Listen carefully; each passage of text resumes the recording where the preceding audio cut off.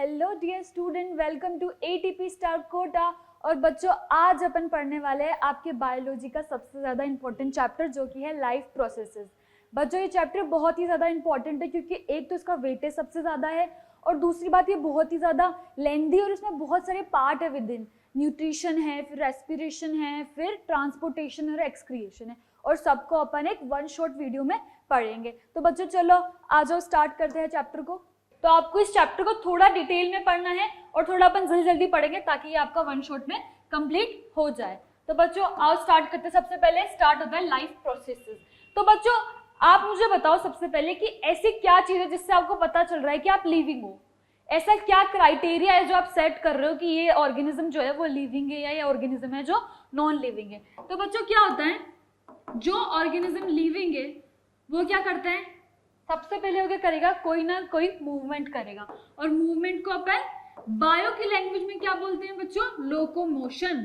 क्या बोलते हैं, लोकोमोशन। तो वो क्या करेगा, कोई मूवमेंट करेगा।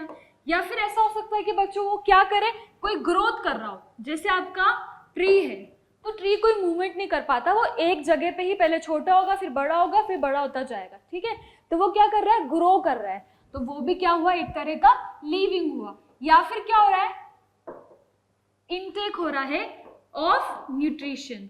जो भी आपका ऑर्गेनिज्म है वो किसी भी तरीके से न्यूट्रिशन ले रहा है। न्यूट्रिशन किस लिए ले रहा है, ताकि वो लाइफ प्रोसेसेस कर सके। तो ये भी क्या हो गया, एक पार्ट हो गया जो आपको क्या बता रहा है कि कोई भी ऑर्गेनिज्म जो है आपका वो क्या है, लिविंग है। तो सबसे पहले बच्चों क्या है, अब आप लोगों को सबसे इंपॉर्टेंट बात आती है, ये चैप्टर आप पढ़ रहे हो यहाँ पर आप डेफिनेशंस पे बहुत ज्यादा ध्यान दें। क्योंकि क्या होता है कि बच्चे क्या करते हैं, उनको एक ओवरव्यू पता होता है, फिर उनको पता नहीं कि आंसर को सही वे में कैसे अरेंज करना है। तो उसी के लिए अपन डेफिनेशन भी एक बार पढ़ेंगे, एक बार समझने के बाद। लाइफ प्रोसेसेस क्या होता है, लाइफ प्रोसेसेस क्या होता है, the process which maintain the body function in and necessary for survival are called life processes. इसका मतलब क्या है बच्चों, क्या है, एक ऐसी प्रोसेस जिससे अपनी बॉडी जो है, अपनी जितनी भी प्रोसेस हो रही है, जब अपन सो रहे हैं, आप लोग सोचते हैं कि हम सो रहे तब अपना बॉडी वर्क नहीं कर रही, बॉडी क्या है, रेस्ट पे। ऐसा कुछ भी नहीं होता बच्चों, तब भी आपका जो माइंड है, जो आपका ब्रेन है, जो आपका हार्ट है, वो तो वर्क कर रहा है। अगर वो वर्क करना बंद कर देगा तो आप डेड हो, तब आप मर गए, इसका मतलब है। तो इससे क्या पता चल रहा है बच्चों कि आप सो रहे हो या फिर आपकी बॉडी जब रेस्ट पे है तब भी आपको एक मेंटेनेंस चाहिए। तो उस मेंटेनेंस के लिए क्या चाहिए, अपन क्या लेते हैं, न्यूट्रिशन लेते हैं उसे मेंटेनेंस के लिए। तो लाइफ प्रोसेसेस क्या होता है, the maintain of body function, body का एक हर फंक्शन को मेंटेन करना और जो आपको सर्वाइवल करवा रहा है उसको क्या बोलते हैं आप, लाइफ प्रोसेसेस बोलते हो। लाइफ प्रोसेस के बेसिक कुछ पार्ट है जो कि लाइफ प्रोसेस को पूरा करते हैं। क्या क्या होते हैं, न्यूट्रिशन एंड रेस्पिरेशन। न्यूट्रिशन क्या है बच्चों, अगर आप न्यूट्रिशन लेते हो उसी से आपको कोई भी वर्क करने के लिए एनर्जी मिलती है। ठीक है, इसके अलावा अपन देखते हैं ऑक्सीजन, जो आपकी बॉडी में जो ट्रांसपोर्ट होता है वो किसकी वजह से होता है, ऑक्सीजन की हेल्प से होता है, इसलिए आपको ऑक्सीजन भी लेनी पड़ती है। ठीक है, फिर आते हैं, आपने न्यूट्रिशन ले लिया, रेस्पिरेशन भी हो गया, ऑक्सीजन भी आपने ले ली। अब क्या होगा, अब आपका हर बॉडी पार्ट में उनको ट्रांसपोर्ट करवाओगे, तो फिर क्या हो गया, ट्रांसपोर्टेशन। अब आपने जो भी न्यूट्रिएंट लिया उसका जो इंपॉर्टेंट पार्ट था वो आपने ले लिया, मगर ऐसा भी तो होता है कि उसका जो वेस्ट प्रोडक्ट है वो बच गया। तो वेस्ट प्रोडक्ट क्या होगा, आपके बॉडी के लिए नुकसानदायक होगा। तो आप क्या करोगे, वेस्ट प्रोडक्ट को एक्सक्रिएट करवा दोगे। ठीक है, फिर आता है कंट्रोल एंड कोऑर्डिनेशन। ठीक है, हर एक चीज एक कंट्रोल्ड वे में होए, कि आप खा रहे हो तो वो एक्सक्रिएट एक कंट्रोल वे में हो, ऐसा नहीं कि जो इंपॉर्टेंट पार्ट है वो भी एक्सक्रिएट हो रहा है। तो उसके लिए कंट्रोल एंड कोऑर्डिनेशन सिस्टम भी होना बहुत जरूरी है। जैसे कि ब्रेन जो आपकी हर एक एक्टिविटी को कंट्रोल कर रहा है। ठीक है बच्चों, इसके बाद आता है ग्रोथ एंड मूवमेंट। आप जो न्यूट्रिशन ले रहे हो उसका फायदा कहाँ हो रहा है आपको, कि आप ग्रोथ करोगे और आप जो मूवमेंट कर पा रहे हो, कुछ भी एक्सरसाइज कर पा रहे हो, तो वो किसकी वजह से कर रहे हो, न्यूट्रिशन की वजह से। और आप ग्रो भी किसकी वजह से करा रहे हो, न्यूट्रिशन की वजह से। आपकी मम्मी वगैरह आपको बोलती है कि दूध पियो, खाना खाओ अच्छे से, क्यों बोलती है, ताकि आप अच्छे से ग्रो कर पाओ। फिर आता है रिप्रोडक्शन। क्या होता है, आपको एक आपकी जो स्पीशीज है उसको आगे बढ़ाना है तो आपको रिप्रोडक्शन भी करना पड़ता है। तो वो भी क्या है, लाइफ प्रोसेसेस का ही एक पार्ट है। नेक्स्ट पार्ट बच्चों आता है न्यूट्रिशन, जिसकी अपन अभी बात कर रहे थे कि जो न्यूट्रिशन है वो बहुत ही एक इंपॉर्टेंट पार्ट है। तो वो जो न्यूट्रिशन एग्जैक्टली होता क्या है ये पढ़ते हैं। सबसे पहले अपन डेफिनेशन पढ़ेंगे, फिर मैं उसको आपको इलॉबोरेट करके बताऊंगी क्या होता है। Nutrition is a process of intake of nutrient.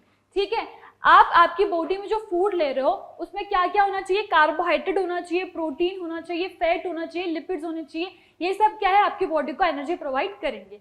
तो ये जो आप या फिर आप वाटर ले लो, वो मिनरल वाटर, वो भी क्या हुआ, एक फॉर्म ऑफ न्यूट्रिएंट हो गया। तो आप जो ये इस तरह की चीजें ले रहे हो, कार्बोहाइड्रेट, फैट, प्रोटीन, मिनरल और वाटर, ये सब क्या है, न्यूट्रिएंट है, और इससे क्या करेगा आपकी बॉडी को एनर्जी मिलेगी टू डू सेवरल फंक्शंस, ठीक है। फिर न्यूट्रिएंट की अगर अपन डेफिनेशन देखें तो एक न्यूट्रिएंट क्या होता है, nutrient can be defined as a substance which an organism obtain from its surrounding. ऐसा एक सब्सटेंस होना जो क्या करता है, ऑर्गेनिज्म सराउंडिंग से लेता है। कुछ मिनरल्स या फिर कुछ इस तरह के जो प्रोटीन होते हैं वो अपनी बॉडी खुद सिंथेसाइज कर लेती है, पर कुछ ऐसे प्रोटीन्स होते हैं जो बॉडी क्या करती है, खुद सिंथेसाइज नहीं कर पाती, तो वो क्या करते हैं, बाहर से अपन लेते हैं। जैसे बहुत बार ऐसा होता है कि अगर आपकी बोन्स वीक है तो डॉक्टर आपका बोलता है कि कैल्शियम इंटेक ज्यादा करो, तो उससे क्या है, जो चीज वीक है आपको वो क्या करनी पड़ेगी, बाहर से लेनी पड़ेगी, ठीक है बच्चों। अब आता है सबसे इंपॉर्टेंट बात कि आपका जो न्यूट्रिशन पार्ट है उसको आपने क्या कर रखा है, दो पार्ट में डिवाइडेड कर रखा है। फर्स्ट है ऑटोट्रॉप और सेकंड है हेटेरोट्रॉप। ऑटोट्रॉप क्या होते हैं बच्चों, they are able to synthesize their own food, जो खुद का खाना खुद बना रहे हैं, जो किसी भी अदर ऑर्गेनिज्म पे डिपेंड नहीं करते, जो खुद सेल्फ मेड करते हैं अपना फूड, उसको क्या बोलते हैं, ऑटोट्रॉपिक ऑर्गेनिज्म और ऑटोट्रॉप्स, ठीक है। और हेटेरोट्रॉपिक क्या होते हैं, जो क्या करते हैं, दूसरे पे डिपेंड करते हैं, इसी का ऑपोजिट, जो दूसरे पे डिपेंड करेंगे और जो खुद का फूड खुद नहीं बना सकते, ठीक है। इसको अपन डिटेल में पढ़ते हैं कि ऑटोट्रॉप और हेटेरोट्रॉप अपना एग्जैक्टली होता क्या है। तो ऑटोट्रॉप क्या होता है बच्चों, ऑटो का मतलब होता है सेल्फ, ऑटोमेटिक मशीन होती है ना कोई अपने घर में जो खुद सारा कर लेती है, आपको कुछ नहीं करना है, तो वैसे ही ऑटोट्रॉप का मतलब क्या है, ऑटोमेटिक। ऑटो मतलब जो सेल्फ अपना फूड बना रही है, ट्रॉपिक मतलब फूड, जो सेल्फ फूड बना रही है इसको क्या बोलेंगे, ऑटोट्रॉपिक। इसमें क्या होता है, जो ऑर्गेनिज्म होते हैं वो खुद का जो फूड है वो खुद बना रहे हैं। इसका एग्जाम्पल अगर मैं आपको बोलूं जो आप डे टू डे लाइफ में देखते हो तो वो क्या हो जाएगा, प्लांट। सबसे बेहतरीन एग्जाम्पल है इसका प्लांट। प्लांट क्या करता है, अपना फूड खुद बनाता है। कैसे बनाता है, with the process of photosynthesis, जिसको अपन आगे डिटेल में पढ़ने वाले हैं। फिर आता है हेटेरोट्रॉपिक।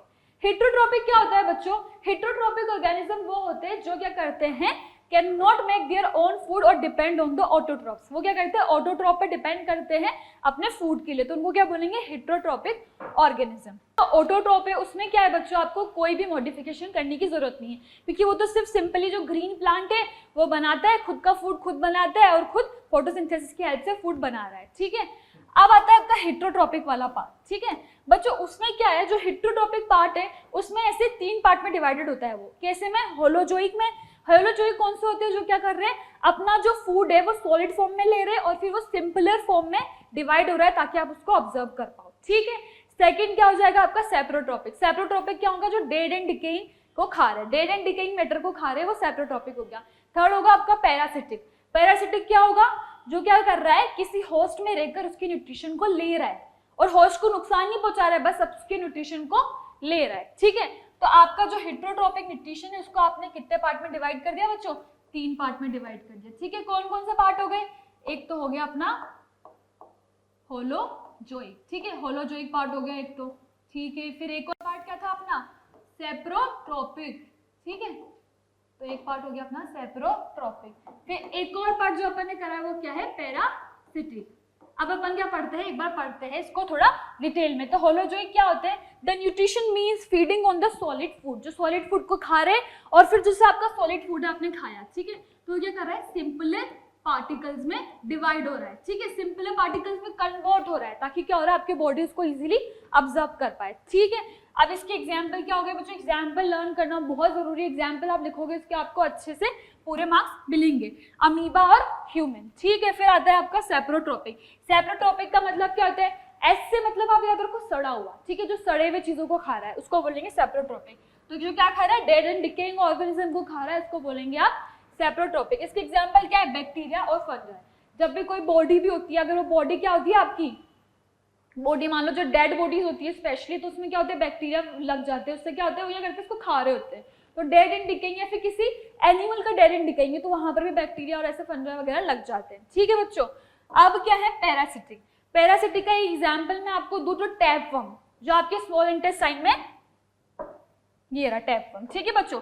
इसमें क्या होता है कि ये आपके स्मॉल इंटेस्टाइन में रहता है, आप जो खाना खा रहे हो उसको ये क्या करेगा, लेता रहेगा धीरे धीरे करके, ठीक है। तो ये आपको कोई नुकसान नहीं पहुंचा रहा है, आपकी बॉडी को कुछ नुकसान नहीं पहुंचा रहा, बस आपका न्यूट्रिशन लेता जाना है। ठीक है बच्चों, अब आता है न्यूट्रिशन इन प्लांट्स। ठीक है, न्यूट्रिशन इन प्लांट्स क्या है? जो अपन ने अभी पढ़ा है कि फोटोसिंथेसिस की प्रोसेस से जो प्लांट खुद का फूड खुद बना रहा है, उसी को न्यूट्रिशन इन प्लांट्स में वही पार्ट अपन पढ़ेंगे। तो प्लांट क्या होते हैं? ऑटोट्रॉपिक होते हैं। ऑटोट्रॉपिक मतलब जो खुद अपना खुद फूड बना पा रहे हैं। ठीक है, अब सबसे इंपॉर्टेंट चीज आती है, जो प्लांट होता है ना बच्चों, उसमें जो लीव्स होती है, लीव्स का कलर जो ग्रीन होता है ना, ठीक है, इसको मैं ग्रीन कलर से बता देती हूँ। चलो, लीव्स का कलर जो ग्रीन होता है, ये जो इसमें ग्रीन ग्रीन ग्रीन पिगमेंट है, इसको क्या बोलते हैं? क्लोरोफिल। क्या बोलते हैं? क्लोरोफिल। जो आपकी लीव्स का पार्ट जो ग्रीन होता है ना, उसको वो किसकी वजह से होता है? क्लोरोफिल की वजह से होता है। ये क्या करता है? आपको फूड बनाने में, मतलब प्लांट को फूड बनाने में हेल्प करता है। क्या होता है प्लांट में? क्या होता है, अपन ने वाटर दिया, ठीक है, CO2 उसने सराउंडिंग से ले ली, क्लोरोफिल और सनलाइट के प्रेजेंस में वो क्या करेगी? कार्बोहाइड्रेट बनाएगी। क्या बना रही है बच्चों? कार्बोहाइड्रेट। कार्बोहाइड्रेट क्या होता है? ग्लूकोज होता है ना? तो ये क्या कर रही है? ग्लूकोज का फॉर्मेशन कर रही है। ठीक है बच्चों, उसको ये स्टार्च की फॉर्म में स्टोर करती है और आपको फोटोसिंथेसिस की प्रोसेस से फूड बना रही है। फोटो का मतलब क्या होता है? फोटो का मतलब होता है लाइट। लाइट से जो फूड बना रहा है, तो फोटोसिंथेसिस मतलब लाइट के प्रेजेंस में जो आप सिंथेसाइज कर रहे हो। ठीक है, इसमें क्या हो रहा है? ऑर्गेनिक कंपोनेंट्स जो है वो बन रहा है, जैसे ग्लूकोज किससे बन रहा है? सिंपलर मॉलिक्यूल से। चलो ठीक है, अब इसका वो देख ही लेते हैं, अगर आपके आ गया है तो। CO2 और H2O की प्रेजेंस में, ठीक है, CO2 और H2O को क्लोरोफिल और सनलाइट की प्रेजेंस में, ठीक है, क्या बना रहा है? ये ग्लूकोज। ग्लूकोज का फॉर्मूला क्या होता है? C6H12O6। ठीक है, ये मैंने आपको एक रफली व्यू दिया है, यहाँ पर अपन 6CO2 लेते हैं, 12H2O लेते हैं, वो मैं आपको डिटेल में बताऊंगी। अभी एक रफली व्यू है, क्या है कि जो आपकी CO2 है, CO2 आपने ली और CO2 से आपने क्या बना रहे हो? आप ग्लूकोज बना रहे हो। ठीक है बच्चों, अब आते हैं अपन नेक्स्ट, इसको डिटेल में मैं आपको डायग्राम से समझाऊंगी। ठीक है, तो आओ समझते हैं। ये देखो, ये जो सनलाइट है, ये आपके जो आपका ग्रीन पार्ट है किसी भी लीव का, उस पर पड़ी। ठीक है, यहाँ पर अपने सनलाइट आई। ठीक है, यहाँ पर 3 प्रोसेस होती है बच्चों। सबसे पहले क्या होगा? Absorption of light energy by chlorophyll. तो क्लोरोफिल का काम क्या कर रहा है? वो क्या कर रहा है बच्चों? जो आपकी लाइट है ना, उसको ऑब्जर्व कर रहा है।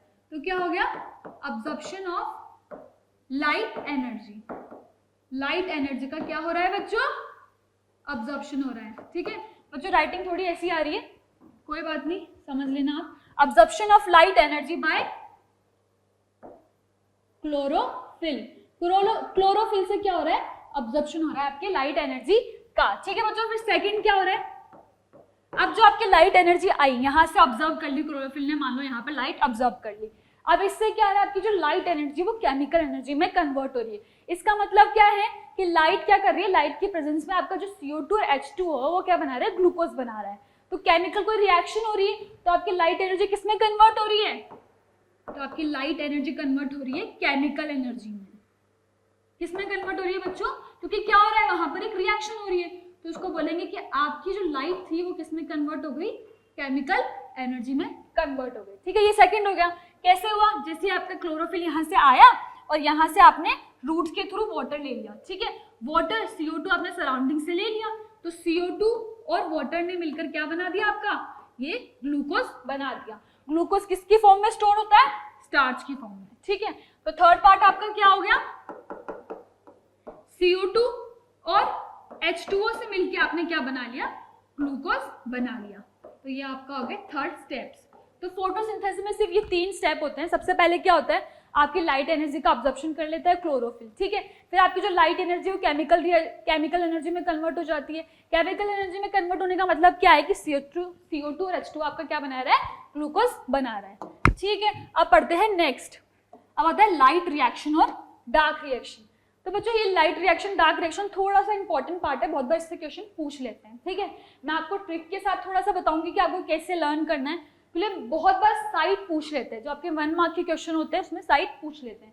तो जो आपकी लाइट रिएक्शन होती है, सबसे पहले वो होती क्या है? तो वो क्या होती है? एक फोटोकेमिकल रिएक्शन होती है। मतलब जो लाइट की प्रेजेंस में जो रिएक्शन होगी उसको बोलेंगे लाइट रिएक्शन, और वो फोटोकेमिकल रिएक्शन है। ठीक है, ये कहाँ पर होती है?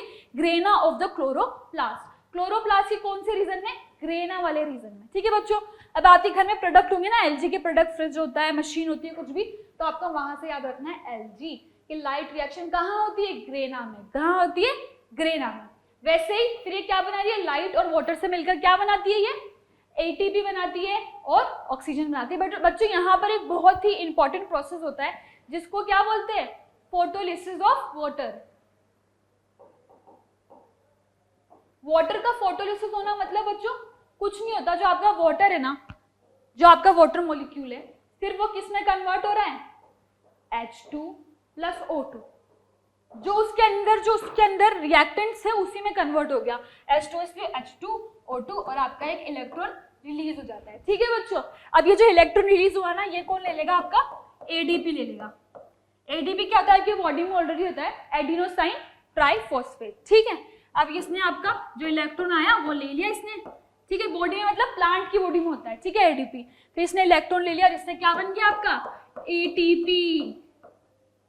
ATP क्या है बच्चों, एनर्जी करेंसी है, एडिनोसाइन ट्राइफॉस्फेट। ये क्या करती है, आपको एनर्जी प्रोवाइड करती है। जैसे हम लोग आपको एनर्जी प्रोवाइड कर रहे हैं, आप पढ़ो और जल्दी से एग्जाम दो, वैसे आपको ATP क्या करते हैं, किसी भी प्रोसेस को कराने के लिए एनर्जी प्रोवाइड करती है। ठीक है बच्चों, फिर आती है आपके डार्क रिएक्शन। डार्क रिएक्शन को क्या बोलते हैं, थर्मोकेमिकल रिएक्शन। क्या बोलते हैं इसको, थर्मोकेमिकल रिएक्शन। थर्मोकेमिकल मतलब ये हीट की प्रेजेंस में या हीट की वजह से होगी। ठीक है, यहाँ पर क्या होता है बच्चों, ये किसमें होती है, स्ट्रोमा ऑफ क्लोरोप्लास्ट। एलजी तो अपन ने लर्न कर लिया, ठीक है, light reaction, LG product, light reaction कहाँ हो रही है, ग्रेना में हो रही है। वैसे आपकी डार्क रिएक्शन कहाँ पर होगी, डार्क रिएक्शन बच्चों आपकी होगी कहाँ पर, कहाँ होगी, स्ट्रोमा में। कहाँ होगी, स्ट्रोमा ऑफ क्लोरोप्लास्ट, DS। इसको यहाँ पर आप क्या बोलोगे, DS। ठीक है बच्चों, अब ये हो गया आपका कि डार्क रिएक्शन कहाँ हो रही है, स्ट्रोमा में हो रही है। यहाँ पर क्या प्रोडक्ट बन रहे हैं आपके, ये यहाँ पर क्या बन रहा है, रॉ मटेरियल इसको चाहिए CO2, NADPH2, ATP और एंजाइम। इससे क्या बना रही है ये यहाँ पर क्या बनती है बच्चों, CO2 क्या करता है आपका एक एंजाइम होता है ये RUBP, इसके साथ में क्या बना रहा है, ग्लूकोज बना रहा है। इससे मिलकर ये क्या करता है, ग्लूकोज। ये लाइट में नहीं होती, नाइट में हो सकती है, इसलिए इसको डार्क रिएक्शन भी बोलते हैं। तो ये CO2 क्या करता है, RUBP के साथ मिलकर ग्लूकोज बना रहा है। यहाँ पर क्या हो रहा था, फोटोलिसिस हो रहा है। बस ये हो गई आपकी लाइट रिएक्शन और डार्क रिएक्शन। अब आप पढ़ोगे फैक्टर्स अफेक्टिंग फोटोसिंथेसिस। ठीक है, ऐसे कौन कौन से फैक्टर्स है जो आपके जो फोटोसिंथेसिस की प्रोसेस को अफेक्ट करेंगे। अफेक्ट करेंगे मतलब कभी फोटोसिंथेसिस ज्यादा हो रहा है, कभी कम हो रहा है, तो वो जो फैक्टर्स होते हैं अपन वो पढ़ रहे हैं डिटेल में। ठीक है, सबसे पहले आता है आपका क्या है, आपका लाइट। तो लाइट क्या होता है बच्चों, सनलाइट तो बहुत ही जरूरी है फोटोसिंथेसिस के लिए, उसके बिना तो आपकी रिएक्शन हो ही नहीं सकती है। तो ठीक है, लाइट की प्रेजेंस में ही होगी है। तो लाइट क्या होनी चाहिए आपकी, एक सनलाइट होनी चाहिए। अगर सनलाइट बहुत ज्यादा है, अगर सनलाइट की जो इंटेंसिटी है, अगर मान लो जो इंटेंसिटी दी है आपने सनलाइट का, बहुत ज्यादा धूप है, तो आपने देखा भी होगा जब बहुत ज्यादा धूप में अगर आपके प्लांट रख दो तो सूख जाते हैं, होता है ना, बहुत सारे प्लांट के साथ होता है ऐसा। तो अगर इंटेंसिटी ज्यादा होगी तो जो आपकी रेट ऑफ फोटोसिंथेसिस है, ROP क्या है, रेट ऑफ फोटोसिंथेसिस, वो क्या हो जाएगी आपकी, डिक्रीज हो जाएगी। फिर आता है बच्चों आपका टेम्परेचर।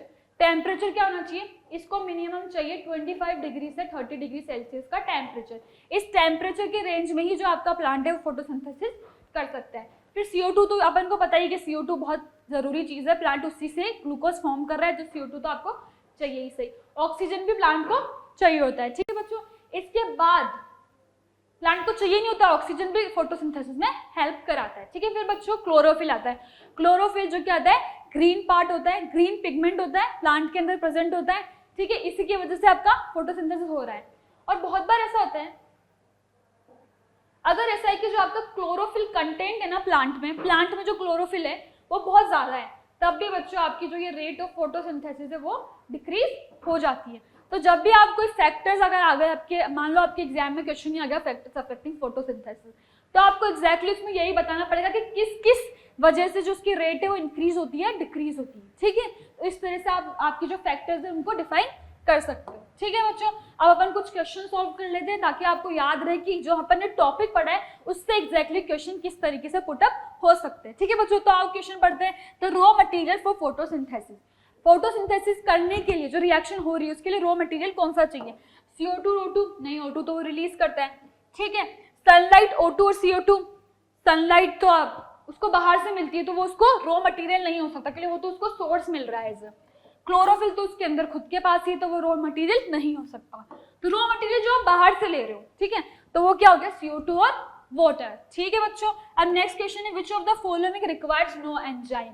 इसमें से किस रिएक्शन को करने के लिए आपको एंजाइम की जरूरत नहीं पड़ रही है। लाइट रिएक्शन में तो पढ़ रही थी ना, ठीक है। इसके बाद डार्क रिएक्शन में भी अपन ने पढ़ा था, आरयूबीपी किसी की पढ़ रही थी, ठीक है। तो कौन सा आएगा इसका आंसर आपका? फोटोलिसिस।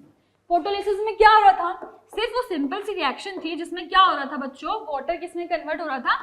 H2O2 और इलेक्ट्रॉन में, ठीक है बच्चों। एक इंपॉर्टेंट चीज है यहाँ पर, जो आपका H2 बनेगा ना, जो हाइड्रोजन बनेगा, वो हमेशा ऑक्सीजन से डबल कंसेंट्रेशन में बनेगा, ट्वाइस एज ऑक्सीजन। जैसे मान लो आपने यहाँ पर 1 मॉलिक्यूल बनाया है हाइड्रोजन का, तो आपकी जो ऑक्सीजन बनेगी वो हाफ ही बनेगी, और अगर आपने 2 बनाया तो 1 बनेगी, तो वो हमेशा जो हाइड्रोजन है वो ज्यादा बनेगी, ठीक है बच्चों। क्वेश्चन नंबर 3 क्या है? Full form of NADP। NADP क्या होता है बच्चों? अभी अपन ने पढ़ा था डार्क रिएक्शन में कि NADP अपन यूज कर रहे थे। तो ये पूछ रहा है कि जो आपकी NADP था उसकी फुल फॉर्म बताओ, ठीक है बच्चों। तो NADP की फुल फॉर्म में इसने फर्स्ट ऑप्शन दे रखा है निकोटामाइड डाइन्यूक्लियोटाइड।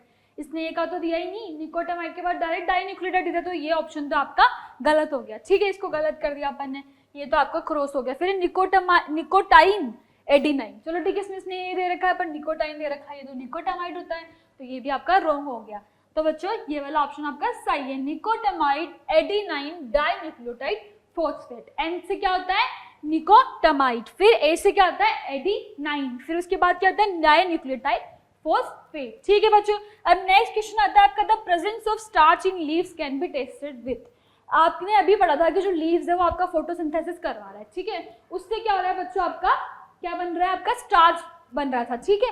ग्लूकोज जो बन रहा था आपको किस फॉर्म में स्टोर होता था? स्टार्च की फॉर्म में। तो ये पूछ रहा है कि स्टार्च प्रेजेंट है किसी लीव्स में कि नहीं है, ये आप किस सॉल्यूशन से पता लगाते हो? तो इसमें इसने दे रखा है आयोडीन सॉल्यूशन। तो बच्चों यही सही आंसर है। अगर अब आपने आपकी एनसीईआरटी बुक में एक एक्टिविटी भी दे रखी है, आप उस एक्टिविटी को जरूर पढ़ना बच्चों। एक्टिविटी सारी पढ़नी चाहिए एनसीईआरटी बुक के लिए, बहुत बार क्वेश्चन उसमें से पुटअप हो जाते हैं। तो ये आयोडीन सॉल्यूशन से आप पता लगाते हो कि जो स्टार्च है वो आपकी बॉडी में प्रेजेंट है, प्लांट की बॉडी में या प्लांट की लीव्स में प्रेजेंट है कि नहीं है, ठीक है बच्चों। फिर नेक्स्ट क्वेश्चन आता है chemical reaction take place during dark reaction of photosynthesis. जब डार्क रिएक्शन हो रही थी तब आपकी कौन सी केमिकल रिएक्शन हो रही थी, ठीक है। तो बच्चों मैंने आपको अभी जस्ट बताया, फोटोलिसिस तो लाइट रिएक्शन में हो रही थी, हाइड्रोलिसिस तो नहीं होती, नाइट्रोजन फिक्सेशन तो कुछ अलग ही टॉपिक आ गया। तो क्या आएगा आपका? Carbon dioxide is bonded with RuBP. मैंने आपको बताया था कि CO2 जो होती है आपकी वो आरयूबीपी से बॉन्ड करती है और क्या बना रही थी? आपका कार्बोहाइड्रेट बना रही थी, ठीक है। फिर आता है आपका 6th question, dark reaction in light reaction of photosynthesis take place in. तो बच्चों ये बात मैंने आपको बताई थी कि आपके डार्क रिएक्शन और लाइट रिएक्शन से वो हमेशा ये क्वेश्चन पूछता है कि इसकी साइड बताओ।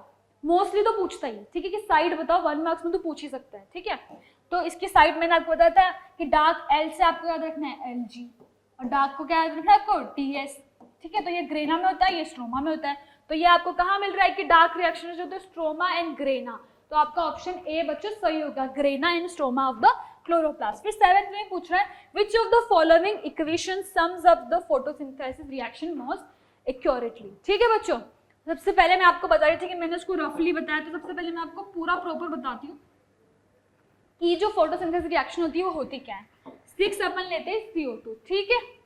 फिर अपन लेंगे 12H2, ठीक है। ये अपन ने किसके प्रेजेंस में? एक तो अपना लाइट है और मैं सिर्फ C लिख रही हूँ, C का मतलब है क्लोरोफिल, ठीक है। इसके प्रेजेंस में मेरा बन गया C6H12O6। तो ये बच्चों इसका सही रिप्रेजेंटेशन है, ठीक है। और इसमें O2 भी निकलता है तो वो भी लिख दो, और वाटर भी निकलता है तो वो भी लिख देंगे, ठीक है। पर अगर आप देखो तो 6 CO2 होते हैं और 12 H2 होते हैं। तो इसका ऑप्शन क्या हो गया? डी वाला, 6 CO2 प्लस 12 H2 लाइट और क्लोरोफिल की प्रेजेंस में क्या बना रहा है? ग्लूकोज और ऑक्सीजन और आपका वाटर मॉलिक्यूल भी साथ में। के बाद आपके आते हैं सब्जेक्टिव क्वेश्चन। तो सब्जेक्टिव क्वेश्चन में क्या आएगा बच्चों? Name the different mode of nutrition, classify them with one example of each. तो आपका न्यूट्रिशन के मोड्स क्या थे? डिफरेंट। ऑटोट्रॉप, हेटरोट्रॉप। ऑटोट्रॉप जो प्लांट बनाते हैं, हेटरोट्रॉप के भी 3 में डिवाइडेड था, वो फर्दर किसमें था? होलोजोइक में, सेप्रोट्रॉपिक में और किसमें था? पैरासिटिक में, ठीक है। एग्जाम्पल के साथ में मैंने आपको बताया लाइट रिएक्शन डार्क रिएक्शन की साइड भी बच्चों मैंने आपको बताई थी कि Lg से याद रखना और DS से याद रखना, बताया था ना। Lg तो सबके घर में ही होता है और DS, ठीक है बच्चों। फिर how do autotroph obtain CO2 and H2 to make their food. तो जो अपना आपका जो प्लांट है वो CO2 और H2 कहाँ से ले रहा है? H2 रूट से लेता है, CO2 सराउंडिंग से ले रहा है। तो उसको आपको पूरा जो प्रॉपर मैंने समझाया है वैसे आपको समझाना है। फिर explain the process of photosynthesis in plants. ये आपको जो मैंने पूरा समझाया था ना फोटोसिंथेसिस इन प्लांट्स, उसका प्रोसेस आपको पूरा यहाँ पर लिखना होगा, ठीक है बच्चों। इसके बाद आता है आपका न्यूट्रिशन इन एनिमल्स। यहाँ पर अपन ने पढ़ लिया कि जो आपका न्यूट्रिशन होता है वो प्लांट में कैसे होता है बच्चों, ठीक है। अब अपन को पढ़ना है न्यूट्रिशन कहाँ होगा, एनिमल्स में, ठीक है बच्चों। तो अब आता है animals are heterotrophic in nature. अपन ने क्या पढ़ा था अभी, प्लांट में पूरा पढ़ा कि जो प्लांट होते हैं वो क्या थे, ऑटोट्रॉपिक थे। एनिमल्स और ह्यूमंस कैसे होते हैं, क्या होते हैं, हेटेरोट्रॉपिक। ये किस पे डिपेंड करते हैं, किसी भी और चीज पे डिपेंड करते हैं, ये खुद अपना फूड नहीं बना पाते, ठीक है बच्चों। फिर आता है दे डायरेक्टली और indirectly depend on their food, ठीक है, ऑन द अदर ऑर्गेनिज्म, ठीक है बच्चों। फिर क्या होता है, आपके 5 स्टेप्स आते हैं किसके, आपके न्यूट्रिशन जब आप लेते हो तो वो 5 स्टेप्स आपके सिंपल फॉलो होते हैं। तो 5 स्टेप क्या है, सबसे पहले क्या कर रहे हो, आप फूड को ले रहे हो, उसका क्या कर रहे हो, इनटेक कर रहे हो, तो उस प्रोसेस को क्या बोलेंगे, इंजेशन, क्या आप फूड का इनटेक कर रहे हो। फिर होता है आपका, आपने जैसे फूड लिया, फूड क्या होता है, प्रोसेस होती है पूरी और डाइजेस्ट होता है, तो फिर क्या हो गया, डाइजेशन। डाइजेशन में एक्चुअली होता क्या है बच्चों, जो आपका कॉम्प्लेक्स, आपने जो कॉम्प्लेक्स आपका फूड है उसको क्या करेगा, ये सिंपलर फॉर्म में डिवाइड कर देगा, ठीक है, ताकि जो आपकी बॉडी है उसका अब्जॉर्प्शन कर पाए। अब्जॉर्प्शन का मतलब फिर नेक्स्ट स्टेप क्या आ गया, अब्जॉर्प्शन। जब आपकी बॉडी जो फूड डाइजेस्ट हो चुका है उसका अब्जॉर्प्शन करेगी। नेक्स्ट है बच्चों आपका 4th स्टेप असिमिलेशन। असिमिलेशन बहुत इंपॉर्टेंट है, क्योंकि बहुत बार शॉर्ट मार्क क्वेश्चंस में पूछ लेते हैं। अब क्या हुआ, आपने फूड खाया, इनटेक हो गया, ठीक है, फूड डाइजेस्ट हो गया, चलो ये भी आ गया समझ में। फिर क्या हुआ, आपका फूड अब्जॉर्ब हो गया, ठीक है, डाइजेस्ट होने के बाद अब्जॉर्ब हो गया, ठीक है। अब क्या होगा बच्चों, जो आपका फूड अब्जॉर्ब हुआ है ना, उससे क्या करेगी, सेल्स लेगी।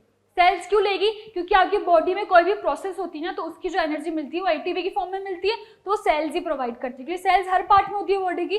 तो वो जो आप फूड अब्जॉर्ब कर रहे हो ना, उसको बाद में क्या होगा, एसिमिलेट होगा। एसिमिलेट मतलब सेल्स उस फूड को ले लेगी, तो क्या होगा, ये absorption of food is taken by body cells, ठीक है। फिर आता है डाइजेशन। अब आपने खाया, तो ऐसा तो है नहीं कि जो जितना भी फूड खाया उसमें सब कुछ इंपॉर्टेंट है, कुछ पार्ट तो एक्सक्रिएट भी होगा, तो जो भी पार्ट इंपॉर्टेंट नहीं है, जो आपके बॉडी को नुकसान पहुंचा सकता है, वो क्या हो जाता है बच्चों, एक्सपेल्ड आउट हो जाता है, तो उसको क्या बोलेंगे, इंजेशन। इंजेशन मतलब लेना, ठीक है। फिर क्या होता है, डाइजेशन, डाइजेस्ट होना। फिर क्या होता है, अब्जॉर्प्शन, जो बॉडी में डाइजेस्टेड फूड है उसका अब्जॉर्प्शन होना। फिर क्या होता है बच्चों, असिमिलेशन, जो अब्जॉर्ब फूड है उसका सेल्स ले लेती, तो वो हो गया अब्जॉर्प्शन। फिर क्या होता है, इंजेशन, मतलब बॉडी से जो एक्सक्रिएट, जो वेस्ट प्रोडक्ट है वो क्या होता है, एक्सपेल्ड आउट हो जाता है, ठीक है बच्चों। अब आता है आपका nutrition in unicellular animal S amoeba. Amoeba में अपन पढ़ते हैं आपका क्या आता है, न्यूट्रिशन, ठीक है बच्चों। तो अमीबा में क्या होता है, अमीबा क्या होता है, ये क्या होता है, सिर्फ इसमें एक न्यूक्लियस होता है, इसकी जो पूरी बॉडी होती है ना, यूनिसेलुलर मतलब 1 सेल थिक बॉडी होती है इसकी, ठीक है। तो इसके पास न्यूक्लियस होता है, माइटोकॉन्ड्रिया, सब न्यूक्लियस के अंदर जो चीजें होती है वो सब इसके अंदर होती है, ठीक है बच्चों। माइटोकॉन्ड्रिया होता है वगैरह सब कुछ इसके अंदर होता है, ठीक है बच्चों। अब क्या होता है, इसके पास ना, जैसे अपने 2 हैंड्स होते हैं वैसे इसके पास 2 सूडोपोडिया होते हैं, ठीक है। तो जैसे ये फूड को देखती है ना, वैसे ये क्या करती है, सूडोपोडिया को अपने एक्सटेंड कर देती है। जैसे अपन फूड आता था, अपन भी हाथ ऐसे कर लेते हैं ना कि लाओ फूड लाओ, तो वैसे ये भी सूडोपोडिया को अपने एक्सटेंड कर देती है, ठीक है। एक्सटेंड करने की बातें करती है, ये उसके फूड की चारों तरफ, उसकी सराउंडिंग में एक फूड वैक्यूल फॉर्म कर लेगी, मतलब क्या कर रही है, फूड को एनगल्फ कर रही है, ठीक है। जैसे फूड आया उसको ऐसे एनगल्फ, पूरा उसको चारों तरफ से बंद कर देंगे, ठीक है। एनगल्फ करने की बातें करती है, जो इसका फूड है वो क्या करता है, डाइजेस्ट, डिफ्यूज आउट हो जाता है, हर जगह, हर बॉडी पार्ट पे डिफ्यूज आउट हो जाएगा, ठीक है। अब फूड चला गया पूरे इस पे, तो अमीबा ने क्या करा, ग्रो कर लिया। अमीबा थोड़ी ग्रो हो जाएगी, पहले छोटी थी फिर थोड़ी ग्रो हो गई, ठीक है। इसके बाद क्या हुआ, जो अनडाइजेस्टेड फूड था, या फिर जैसे कि अपन पढ़ते हैं कि जो फूड है उसमें से जो भी अनडाइजेस्टेड पार्ट है वो क्या करेगी, ये एक्सपेल कर देगी। तो ऐसा होता है अमीबा में। अमीबा क्या होती है, यूनिसेलुलर होती है। इसका मोड ऑफ न्यूट्रिशन क्या था, होलोजोइक हो गया ना, इसने सॉलिड पार्टिकल लिया, फिर उसको डिफ्यूजन करा, उसको पूरा डिफ्यूज आउट कर दिया, ठीक है बच्चों। अब फिर क्या हो गया, इसका जो फूड, जो इसका खाने का, जिस तरह से फूड को ले रही है ना, उसको क्या बोलते हैं, फेगोसाइटोसिस, सेल ईटिंग। क्या बोलेंगे इसको, सेल ईटिंग, ठीक है बच्चों। ये मैंने फिर आपको पूरा डिटेल में बता ही दिया कि क्या करती है, सूडोपोडिया को एक्सटेंड करती है, फूड वैक्यूल फॉर्म कर लेती है। और ये जो फूड इसके अंदर जा रहा है वो किस प्रोसेस से जा रहा है बच्चों, ऑस्मोसिस। ऑस्मोसिस क्या होता है, ऑस्मोसिस क्या होता है बच्चों, आपके जो फूड के लिए जो ऑर्गेनिज्म करते हैं ना, इसमें क्या होता है, हाई कंसंट्रेशन से लो कंसंट्रेशन की तरफ जो आपका फ्लूइड का फॉर्म होता है। हाँ तो स्टूडेंट्स, अब अपन पढ़ते हैं ह्यूमन डाइजेस्टिव सिस्टम।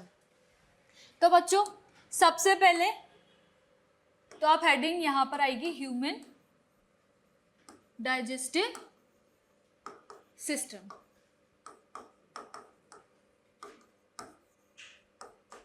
तो ह्यूमन डाइजेस्टिव सिस्टम क्या होता है, किससे स्टार्ट होता है, किससे स्टार्ट होता है बच्चों, एलिमेंट्री कैनाल से। और एलिमेंट्री कैनाल क्या होती है, एक होलो ट्यूबुलर स्ट्रक्चर होता है जो क्या होता है आपके माउथ से एनस तक एक्सटेंड होता है। इसके बाद क्या आता है बच्चों, आपका माउथ पार्ट आता है। चलो डायग्राम से ही अपन पढ़ते हैं। तो बच्चों यहाँ पर जो आपका पार्ट है माउथ, यहाँ पर क्या होता है, जैसे आप फूड का इंटेक कर रहे हो तो आपका फूड जैसे ही जा रहा है तो यहाँ पर बगल कैविटी में जाता है। बगल कैविटी के भी 3 पार्ट होते हैं कि एक सलाइवा होता है जहाँ पर सलाइवरी ग्लैंड क्या सिक्रीट करती है, सलाइवरी एमाइलेज। क्या सिक्रीट करिए, सलाइवरी एमाइलेज, जिसको दूसरा नाम क्या होता है जिसका, टाइलिन। ठीक है बच्चों। इसके अलावा जो आपकी टीथ होते हैं ना, टीथ क्या करते हैं, मैकेनिकल डाइजेशन कर रहे हैं फूड का, मतलब कि क्या कर रहे हैं, जो आपका टीथ है उसको क्या कर रहे हैं, स्मॉलर सिंपल पार्टिकल्स में डिवाइड कर रहे हैं। ठीक है, तो यहाँ पर क्या कर रहे हैं, टीथ मैकेनिकल फंक्शन परफॉर्म कर रहे हैं। फिर होती है आपकी सलाइवा, सलाइवा चेयरिंग वगैरह में आपकी हेल्प करती है। इसके बाद जो आपका फूड है वो क्या होता है, इस पाइप से, जो कि कहाँ से, माउथ से लेकर स्टमक तक एक्सटेंड है, जिसको बोलते हैं ईसोफेगस। यह करता है आपके फूड को स्टमक तक पहुँचाता है, माउथ तक। तो बच्चों इसमें क्या होता है, यहाँ पर जो आपका ईसोफेगस होता है ये क्या करता है, इसकी जो वॉल्स होती है ना, ईसोफेगस की वॉल, वो क्या होती है, कॉन्ट्रैक्ट करती है, एक्सपैंड करती है, कॉन्ट्रैक्ट करती है, एक्सपैंड करती है। तो इस मूवमेंट को क्या बोलते हैं, पेरिस्टिलेटिक मूवमेंट। क्या बोलते हैं इस मूवमेंट को, पेरिस्टिलेटिक मूवमेंट। इससे क्या होता है बच्चों, बहुत बार क्या होता है कि आप जो खाना खा रहे हैं, बहुत बार आप लेटे हुए खाना खा रहे हैं या सही पोस्चर में खाना नहीं खा रहे हैं, तो क्या होता है आपका खाना कहीं आपकी जो आपका वो ये जो है ईसोफेगस, इसमें कहीं फंस ना जाए और बिल्कुल आपके स्टमक तक पहुंचे, इसको ये मेक श्योर करता है। इसलिए क्या करता है, पेरिस्टिलेटिक मूवमेंट करता है। इसके बाद आपका आता ऑर्गन आता है, क्या आता है, स्टमक। जे शेप्ड ऑर्गन होता है, जो कि यहाँ पर क्या होता है बच्चों, यहाँ पर 3 सिक्रेशन होते हैं। सबसे पहले क्या होता है, HCl का सिक्रेशन, ठीक है, फिर पेप्सिन और फिर म्यूकस। HCl तो बच्चों हाँ, आपके जो स्टमक है उसमें एक एसिड सिक्रीट होता है जिसको बोलते हैं हाइड्रोक्लोरिक एसिड और HCl। तो ये HCl जो है, अगर आप इसको नॉर्मली देखो तो ये आपको बर्न कर सकता है, पर आपके स्टमक में क्या करता है, ये म्यूकस जो होती है ना आपके स्टमक में, वो क्या करती है, आपको आपकी जो इनर लाइनिंग है स्टोमक वॉल को, उसको प्रोटेक्ट करती है HCl से। HCl का काम क्या होता है, आपके फूड में जितने भी बैक्टीरिया होते हैं ना वो उसको खत्म कर देता है और आपके फूड को एसिडिक बना देता है। इसके अलावा ये क्या करता है, पेप्सिन को वर्क करवाता है कि वो क्या करे, प्रोटीन का डाइजेशन करे। प्रोटीन के डाइजेशन में हेल्प कौन करता है, पेप्सिन। ठीक है, इसके बाद क्या होता है बच्चों, यहाँ पर हो गया, अब आपका फूड क्या हुआ, एसिडिक हो गया, तो आपका फूड जो है, फिर इसके बाद आता है आपका ऑर्गन लीवर। ये वाला जो ऑर्गन होता है इसको बोलते हैं लीवर। लीवर क्या सिक्रीट करता है बच्चों, बाइल जूसेस, बाइल सोल्ट और बाइल जूसेस सिक्रीट करता है। बाइल कहाँ होता है, गॉल ब्लेडर पार्ट में होता है आपके। ठीक है, तो बाइल का काम क्या होता है कि जो आपका फूड एसिडिक बन चुका है ना, उसको ये क्या करता है, एल्केलाइन बना देता है। एल्केलाइन क्यों बनाता है, क्योंकि इसके बाद जो पैनक्रिएटिक एंजाइम होंगे वो उस फूड पे तब तक अपना जो है काम नहीं कर पाएंगे जब तक कि वो जो आपका फूड है वो एल्केलाइन नहीं हो, क्योंकि क्या है, पैनक्रिएटिक एंजाइम एल्केलाइन मीडियम पे काम करते हैं। तो यहाँ पर क्या होता है बच्चों, जो गॉल ब्लैडर है ना वो क्या करेगा, आपके फूड को एल्केलाइन बना देगा। ऐसे बहुत सारे एंजाइम होते हैं जो कुछ करते हैं एसिडिक मीडियम में काम करेंगे, कुछ क्या करेंगे, एल्केलाइन मीडियम में काम करेंगे, और कुछ न्यूट्रल मीडियम में काम करेंगे। तो ऐसे इसके बाद क्या आता है आपका पैनक्रियाज। ये इस तरह का लीफ लाइक स्ट्रक्चर टाइप होता है। ठीक है, तो पैनक्रियाज क्या करता है, आपके पैनक्रिएटिक एंजाइम सिक्रीट करता है। Pancreatic enzymes again are of 3 types. ठीक है, कौन कौन से होते हैं, सबसे पहले आता है आपका एमाइलेज। आपने यहाँ पर अभी पढ़ा सलाइवरी एमाइलेज। ठीक है, अब यहाँ पर जो पैनक्रिया सिक्रेट कर रहा है उसको क्या बोलेंगे, पैनक्रिएटिक एमाइलेज। फिर आएगा ट्रिप्सिन। ट्रिप्सिन क्या करता है, प्रोटीन का डाइजेशन करवाता है। इसके बाद आता है लाइपेज। लाइपेज क्या करता है, आपके फैट का डाइजेशन करवाता है। ठीक है बच्चा, ये पैनक्रियाज करता है। इसके बाद जो आपका गॉल ब्लैडर में जो बाइल सीक्रेट हो रहा था वो क्या क्या करवा रहा था आपका, वो सबसे पहले तो क्या कर रहा था, फूड को एल्केलाइन बना रहा था। ठीक है, इसके अलावा ये क्या कर रहा था, इमल्सिफिकेशन ऑफ फैट भी करवाता है। और इमल्सिफिकेशन ऑफ फैट क्या होता है, जो आपका फैट होता है ना उसको ये क्या करता है, स्मॉल स्मॉल ग्लोब्यूल्स में क्या करता है, कन्वर्ट कर देता है। जैसे ये आपका फैट कुछ है तो इसको ये करेगा स्मॉल स्मॉल ग्लोब्यूल्स में कन्वर्ट कर देगा, तो इसी को बोलते हैं इमल्सिफिकेशन ऑफ फैट। तो ये गॉल ब्लैडर के 2 वर्क हो गए कि वो फूड को एल्केलाइन बना रहा है और इमल्सिफिकेशन करवा रहा है। इसके अलावा जो पैनक्रिएटिक एंजाइम है वो अपन ने पढ़ लिए 3 टाइप के होते हैं, एमाइलेज, ट्रिप्सिन और लाइपेज। जो एमाइलेज है वो स्टार्च का क्या कर रहा है, ब्रेक डाउन करेगा। किस में करेगा, स्टार्च का, माल्टोज में। ट्रिप्सिन क्या करेगा, प्रोटीन का डाइजेशन करेगा। प्रोटीन का किस में करेगा, अमीनो एसिड्स में। और जो लाइपेज आपको क्या करेगा, फैट का डाइजेशन करेगा, फैटी एसिड और ग्लिसरॉल में। अच्छा, ये सिक्रेशन जो है दोनों, ये सिक्रेशन कहाँ आ जाएंगे, स्मॉल इंटेस्टाइन में। स्मॉल इंटेस्टाइन क्या होती है आपकी, स्मॉल इंटेस्टाइन ना इससे कॉइल लाइक स्ट्रक्चर होती है। ऐसे कॉइल होती है। इसको स्मॉल क्यों बोलते हैं? क्योंकि ये बहुत ज़्यादा नैरो होती है, जबकि ये एक 6 मीटर लॉन्ग ट्यूब होती है, बहुत ही ज़्यादा लंबी, फिर भी क्या करती है, ऐसे एडजस्ट हुई हुई होती है। और यहाँ पर जो होता है ये आपका क्या होता है, ऐसे लार्ज इंटेस्टाइन वाला पार्ट होता है। ठीक है बच्चों, तो ये जो स्मॉल इंटेस्टाइन है ना आपकी, उसके क्या 3 रीजन होते हैं। जो आपका स्मॉल इंटेस्टाइन वाला रीजन है उसके भी 3 रीजन होते हैं। एक तो होता है ड्यूडेनम, फिर होता है जेजुनम, और एक होता है इलियम। ये 3 पार्ट्स में डिवाइड होता है। तो जो भी आपका पैनक्रियाज और लीवर का सिक्रेशन है वो कौन से ड्यूडेनम पार्ट में आपको मिलेगा, क्योंकि ये प्रोएक्सिमल सबसे ऊपर वाला पार्ट होता है। ठीक है, फिर जो आपका डाइजेशन होगा वो होता है। अब यहाँ की जो आपकी वॉल्स होती है ना इसकी, ये जो बहुत नैरो ट्यूब है किसकी, स्मॉल इंटेस्टाइन की, इसमें क्या होता है बच्चों, फिंगर लाइक प्रोजेक्शन होता है। ठीक है, ये जो आपके फिंगर लाइक प्रोजेक्शन है, इनका काम क्या है, ये ऐसे फिंगर लाइक प्रोजेक्शन होते हैं। ये इनको क्या बोलते हैं अपन, विलाय, क्या बोलते हैं इनको, विलाय। और इनका बहुत ही इंपॉर्टेंट काम होता है, ये करते हैं सरफेस एरिया बढ़ाते हैं ऑब्जर्प्शन के लिए, ताकि आपका जो स्मॉल इंटेस्टाइन है वहाँ पर जो डाइजेशन हो रहा है ना वो बहुत ही अच्छे से हो। उसके लिए क्या करते हैं, इंक्रीज द सरफेस एरिया। ठीक है, सरफेस एरिया को इंक्रीज कर देते हैं ताकि जो आपका डाइजेशन है वो बहुत अच्छे से हो पाए। ठीक है, अब आपका स्मॉल इंटेस्टाइन वाला पार्ट खत्म हो गया। फिर आता है आपका कौन सा पार्ट आता है, लार्ज इंटेस्टाइन। तो अब आपका जो लार्ज इंटेस्टाइन वाला पार्ट है, ये वाला पार्ट, ये भी फर्दर 3 पार्ट में डिवाइडेड होता है। कौन कौन से फर्दर 3 पार्ट होते हैं इसके, कौन कौन से होंगे, एक तो होगा सीकम, ठीक है, फिर होगा कोलन, और फिर जो इसका लास्ट पार्ट होगा वो है रेक्टम। और रेक्टम के बाद ही ये क्या होता है, एक्सटेंड हो जाता है एनस से। ये जो यहाँ पर पार्ट होता है ना एनस, जहाँ से आपका जो फूड है वो एक्सक्रिएट होगा, वो रेक्टम के जस्ट बाद होता है। ठीक है, तो सीकम पार्ट के यहीं पर आपकी एक छोटी सी अपेंडिक्स होती है। अपेंडिक्स क्या होती है, आपका ऑपरेशन होता है अपेंडिक्स का, क्योंकि ये क्या करती है बच्चों, बहुत बार क्या होता है, खाना इसमें फंस जाता है, जिससे आपको इसको ऑपरेट आउट करवाना पड़ता है। ठीक है, तो ये लार्ज इंटेस्टाइन आपका कौन से 3 पार्ट में, सीकम, कोलन और रेक्टम। और रेक्टम के बाद क्या होता है, अच्छा अब आपका फूड कहाँ आ गया, लार्ज इंटेस्टाइन में आ गया। ठीक है, लार्ज इंटेस्टाइन में किसका मेनली जो डाइजेशन होता है वो किसका होता है, सोल्ट और इलेक्ट्रोलाइट का। जैसे ये डाइजेशन हुआ उसके बाद जो आपका यूरिया के फॉर्म में जो अभी आपका वेस्ट प्रोडक्ट है वो कहाँ से निकल जाएगा, एनस के थ्रू एक्सक्रिएट आउट हो जाएगा। तो बच्चों इसके बाद अपन पढ़ते हैं डाइजेस्टिव ग्लैंड। अब अपन ने पूरा डाइजेशन प्रोसेस पढ़ लिया कि कैसे कैसे वो सबसे पहले माउथ में जाएगा, फिर ईसोफेगस में, फिर स्टमक में, फिर स्मॉल इंटेस्टाइन में, लार्ज इंटेस्टाइन में, और फिर वो एक्सक्रिएट हो जाएगा थ्रू एनएस। अब अपन पढ़ते हैं डाइजेस्टिव ग्लैंड, जिसके बारे में मैंने आपको एक ओवरव्यू तो दे ही दिया है। तो सबसे पहले क्या होता है, आपका जो माउथ पार्ट होता है ना उसमें आपका पार्शियल डाइजेशन हो जाता है, क्योंकि वहाँ पर क्या होता है, सलाइवरी एमाइलेज और टाइलिन एक होता है एंजाइम, वो सिक्रीट करता है। जो आपका माउथ में सलाइवा होता है ना वो सलाइवरी एंजाइम और टाइलिन। तो टाइलिन क्या करता है बच्चों, जो भी आपका स्टार्च का ना, स्टार्च जो होता है, स्टार्च का क्या कर देता है, ये कन्वर्जन करवा देता है माल्टोज में, माल्टोज और शुगर में, जो सिंपलर शुगर होती है उसमें ये कन्वर्ट करवा देता है। ठीक है, इसके बाद आपका आता है गैस्ट्रिक ग्लैंड। गैस्ट्रिक ग्लैंड में मैंने आपको क्या बताया था, जो स्टमक है वो क्या करती, 3 तरह के कर रही थी। क्या कर रही थी, HCl सिक्रीट कर रही थी, फिर पेप्सिन सिक्रीट कर रही थी, और एक क्या कर रही थी, ये म्यूकस सिक्रीट कर रही थी। तो HCl का काम क्या था, जो बैक्टीरिया को किल कर रहा था। पेप्सिन क्या कर रहा था, पेप्सिन का सबसे ज्यादा मेन वर्क है, वो क्या कर रहा था, प्रोटीन का डाइजेशन करवा रहा था पेप्टाइडेज और पेप्टोन्स में। ठीक है बच्चों, इसके बाद आपका आता है लीवर। लीवर क्या सिक्रेशन करता है, बाइल का सिक्रेशन कर रहा है। बाइल का काम क्या था, वो क्या कर रहा था, आपके मीडियम को क्या बनाना था, एल्केलाइन बनाना था, क्योंकि एसिडिक हो चुका था। और इसके अलावा वो क्या कर रहा था बच्चों, इमल्सिफिकेशन ऑफ फेट कर रहा था। इसके बाद क्या आता है आपका पैनक्रियाज वाला पार्ट। पैनक्रियाज वाला पार्ट क्या करता है, आपकी 3 तरह के डाइजेशन कराता है। आपका जो भी फूड आप खाते हो ना उसके 3 पार्ट्स होते हैं। उसमें क्या होता है, कार्बोहाइड्रेट पार्ट होता है, फिर प्रोटीन पार्ट होता है, और इसके बाद आपका आता है फेट वाला पार्ट। तो उन तीनों का ये डाइजेशन करवाता है। कैसे डाइजेशन करवाता है ये सबसे पहले क्या करता है, एमाइलेज सिक्रीट करता है, जो कार्बोहाइड्रेट का डाइजेशन कर देती है। फिर आपका ये प्रोटीन में क्या करता है, ट्रिप्सिन सिक्रीट करता है, ताकि वो प्रोटीन का डाइजेशन कर दे अमीनो एसिड्स में।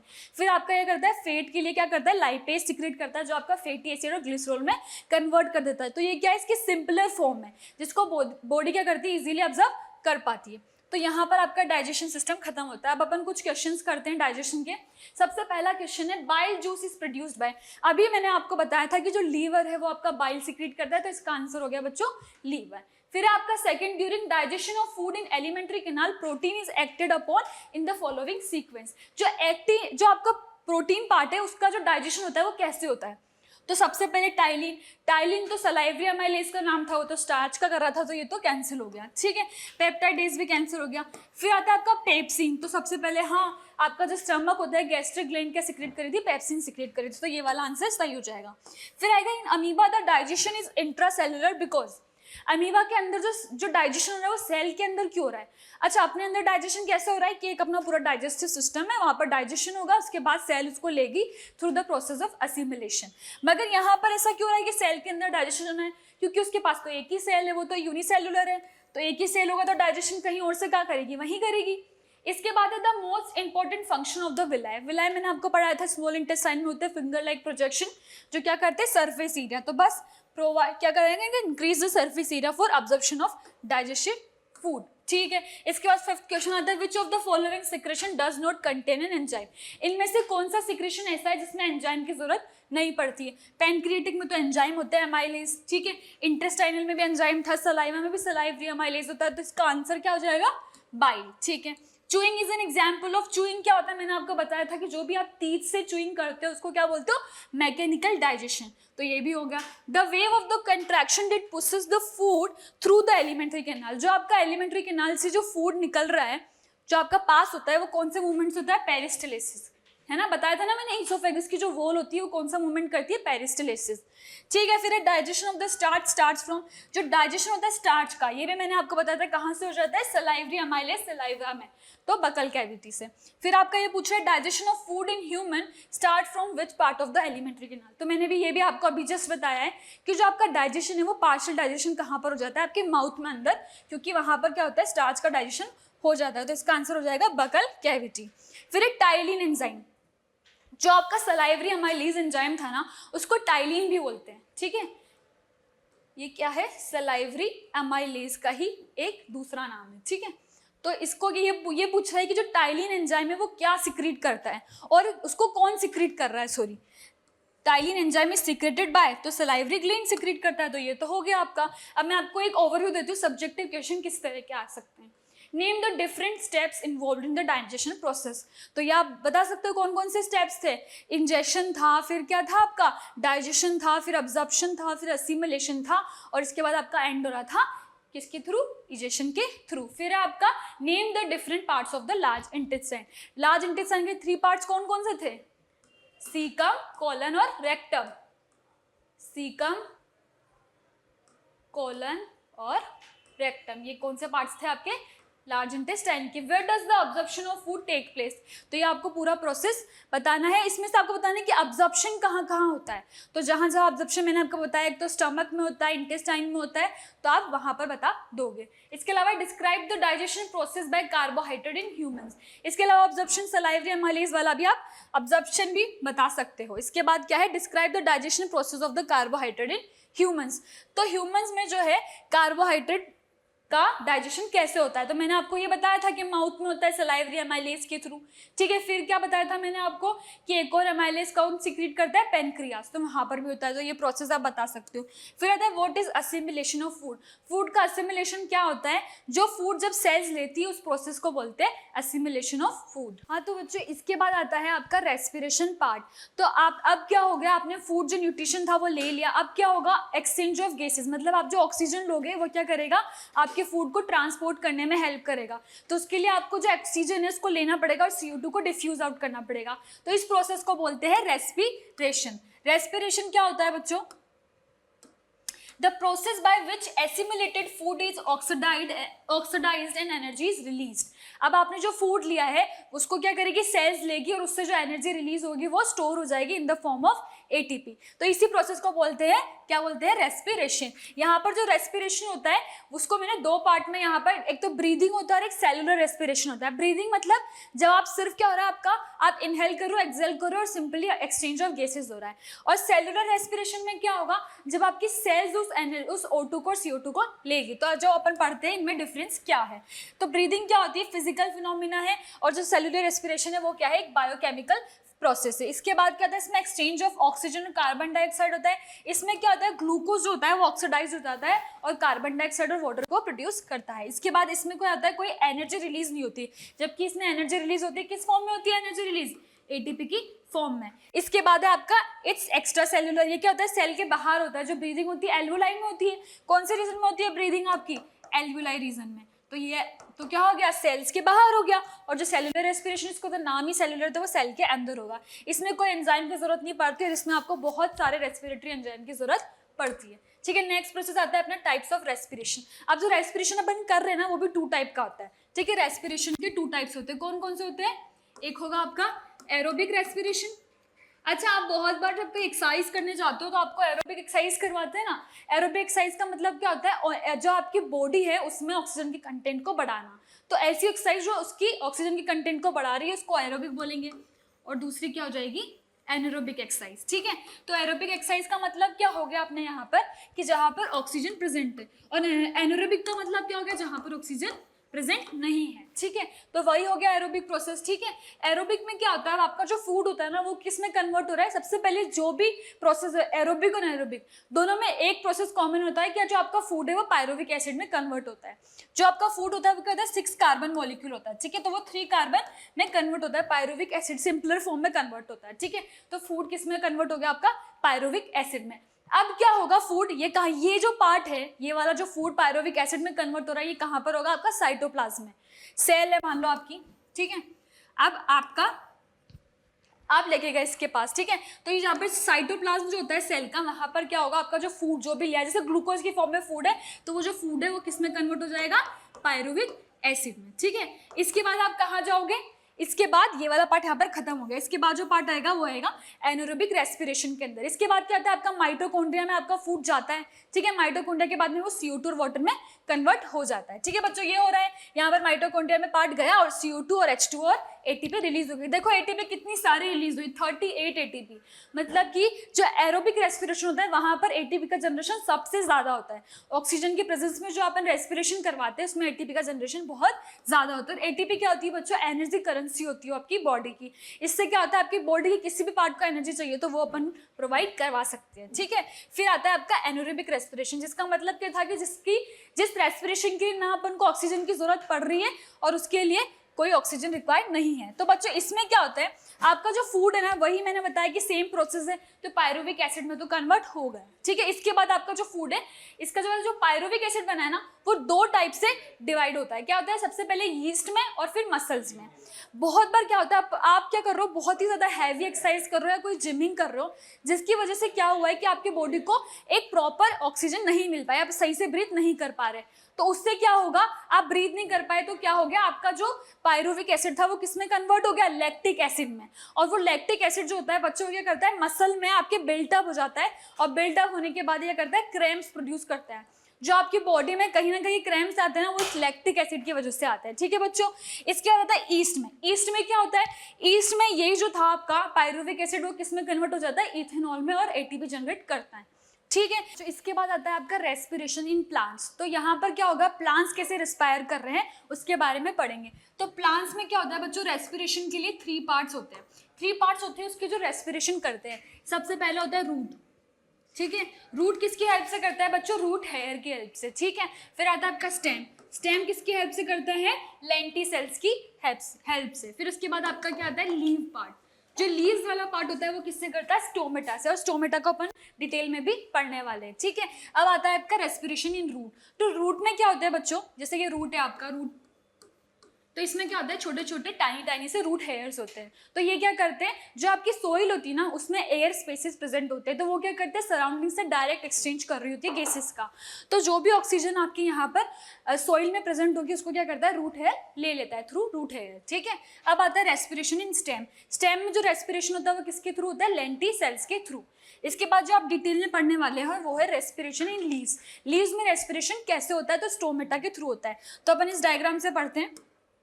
ये जो आपका डायग्राम है इसमें आपको एक चीज दिख रही होगी, यहाँ पर जो आपका स्टोमा है ये ओपन है और यहाँ पर जो है यहाँ पर क्लोज है। तो बच्चों ये क्या होता है, आपका जो स्टोमा होता है ना यहाँ पर क्या होता है, एक्सचेंज होता है गैसेस का। क्या होता है, जो मेन एक्सचेंज ऑफ गैसेस है वो यहाँ पर होती है। मतलब क्या होता है, कि आपका CO2 बाहर से आएगा और O2 यहाँ से जाएगा, ठीक है। तो ये एक्सचेंज ऑफ गैसेस कहाँ होता है, स्टोमेटा में। तो अब ऐसा है कि बहुत बार क्या है, आपको रिक्वायर्ड अमाउंट ऑफ ऑक्सीजन मिल गई, अब आपको इससे ज़्यादा चाहिए नहीं, तो आप क्या करोगे, स्टोमेटा जो आपका पोर है इसको क्लोज कर दोगे, ठीक है। अब जैसे अपने घर में कोई दरवाजा बंद करने और खोलने के लिए अपन गार्ड रखते हैं, वैसे यहाँ पर क्या होता है, गार्ड सेल्स होती है, वो क्या करती है, इसकी ओपनिंग और क्लोजिंग में हेल्प करती है। जब सफिशिएंट अमाउंट ऑफ ऑक्सीजन को CO2 इसको मिल चुका है तो फिर क्या करती है, पोर को क्लोज कर देती है जब सफिशिएंट अमाउंट ऑफ डिफ्यूजन हो चुका है। तो ये किस प्रोसेस से करती है, डिफ्यूजन, सिंपल डिफ्यूजन प्रोसेस से, ठीक है। High concentration to low concentration जो फ्लो होता है गैसेस का, उसके थ्रू करती है, ठीक है बच्चों। इसके बाद आपका नेक्स्ट आता है, इसके बाद आपका नेक्स्ट आता है रेस्पिरेशन इन एनिमल्स। एनिमल्स कैसे रिस्पायर करते हैं, जैसे प्लांट में क्या हो गया, अपन ने 3 पार्ट पढ़ लिए कि रूट से भी कर रहा था वो, फिर स्टेम से भी कर रहा था लेंटी सेल्स की हेल्प से, और फिर लीव्स में तो वो कर ही रहा है स्टोमेटा के थ्रू। अब आता है अपना रेस्पिरेशन इन एनिमल्स। एनिमल कैसे रिस्पायर कर रहे हैं, तो एनिमल कैसे करते हैं अपन डिफरेंट एनिमल में देखेंगे, अमीबा में, अर्थवर्म में, फिशेस में और ग्रास हॉपर में। तो अमीबा में क्या होता है बच्चों, अमीबा में क्या होता है, वो अपने क्या करता है, बॉडी सरफेस के थ्रू क्या करता है बच्चों, गैसेस एक्सचेंज करता है। जैसे यहाँ पर क्या होगा, डिफ्यूजन किसके थ्रू होगा, जो डिफ्यूजन होगा ना, एक्सचेंज ऑफ गैसेस, वो किसके थ्रू होगा, सरफेस, जो उसके बॉडी सरफेस है ना उसके थ्रू, ठीक है। अब आता है अर्थवर्म। अर्थवर्म कैसा होता है, जैसे ये अर्थवर्म है आपका, ठीक है। तो ये अर्थवर्म क्या होता है, इसकी जो स्किन होती है ना वो मॉइस्ट होती है, तो ये किसके थ्रू करता है, स्किन के थ्रू, इसकी स्किन मॉइस्ट और बहुत थिन होती है जिससे एक्सचेंज ऑफ गैसेस सिंपली हो जाता है। फिर आता है आपका फिश। फिश में तो आप सब ने पढ़ा होगा बचपन से ही, ये जो फिश है उसमें यहाँ पर क्या होता है, गिल्स, जो गिल्स से ये क्या करती है, रेस्पायर करती है। ये क्या करती है, गिल्स को क्या करती है, आपने देखा भी होता, फिश का जो माउथ होता है वो बार बार बहुत फास्ट क्या करता है, मूव करता है। ऐसा क्यों होता है, क्योंकि जो वाटर होती है ना उसमें जो डिजोल्व ऑक्सीजन होती है ना थोड़ी कम होती है, इन अमाउंट ऑफ जो एयर में होती है उससे तो बहुत ही ज्यादा कम होती है, तो उसको इसलिए जल्दी जल्दी करना पड़ता है रेस्पायर, ठीक है। उसके बाद है ग्रास हॉपर। ग्रास हॉपर्स में और जो आपके क्या होते हैं, मॉस्किटो वगैरह होते हैं ना, उसमें क्या होता है, स्पायरिकल एक पूरा सिस्टम होता है, ठीक है। तो ये स्पायरिकल्स के थ्रू क्या करती है, रेस्पायर करती है। बहुत बार क्या होता है, आपको ये 1 मार्क क्वेश्चन में पूछ लेता है कि अमीबा कैसे कर रही है, अर्थवर्म कैसे कर रहे हैं, उसका जस्ट जनरल एक वन आंसर टाइप क्वेश्चन पूछ लेता है, ठीक है बच्चों। तो बच्चों अब आपका आता है ह्यूमन रेस्पिरेटरी सिस्टम। तो ह्यूमन रेस्पिरेटरी सिस्टम क्या होता है, सबसे पहले जो आपकी एयर जो होती है जो बाहर सराउंडिंग में है उसको आप क्या करते हो, इनहेल करते हो थ्रू योर नोस्ट्रिल्स, नोज से आप उसको इनहेल करते हो, वहाँ पर क्या होता है, टाइनी हेयर प्रेजेंट होते हैं, ठीक है।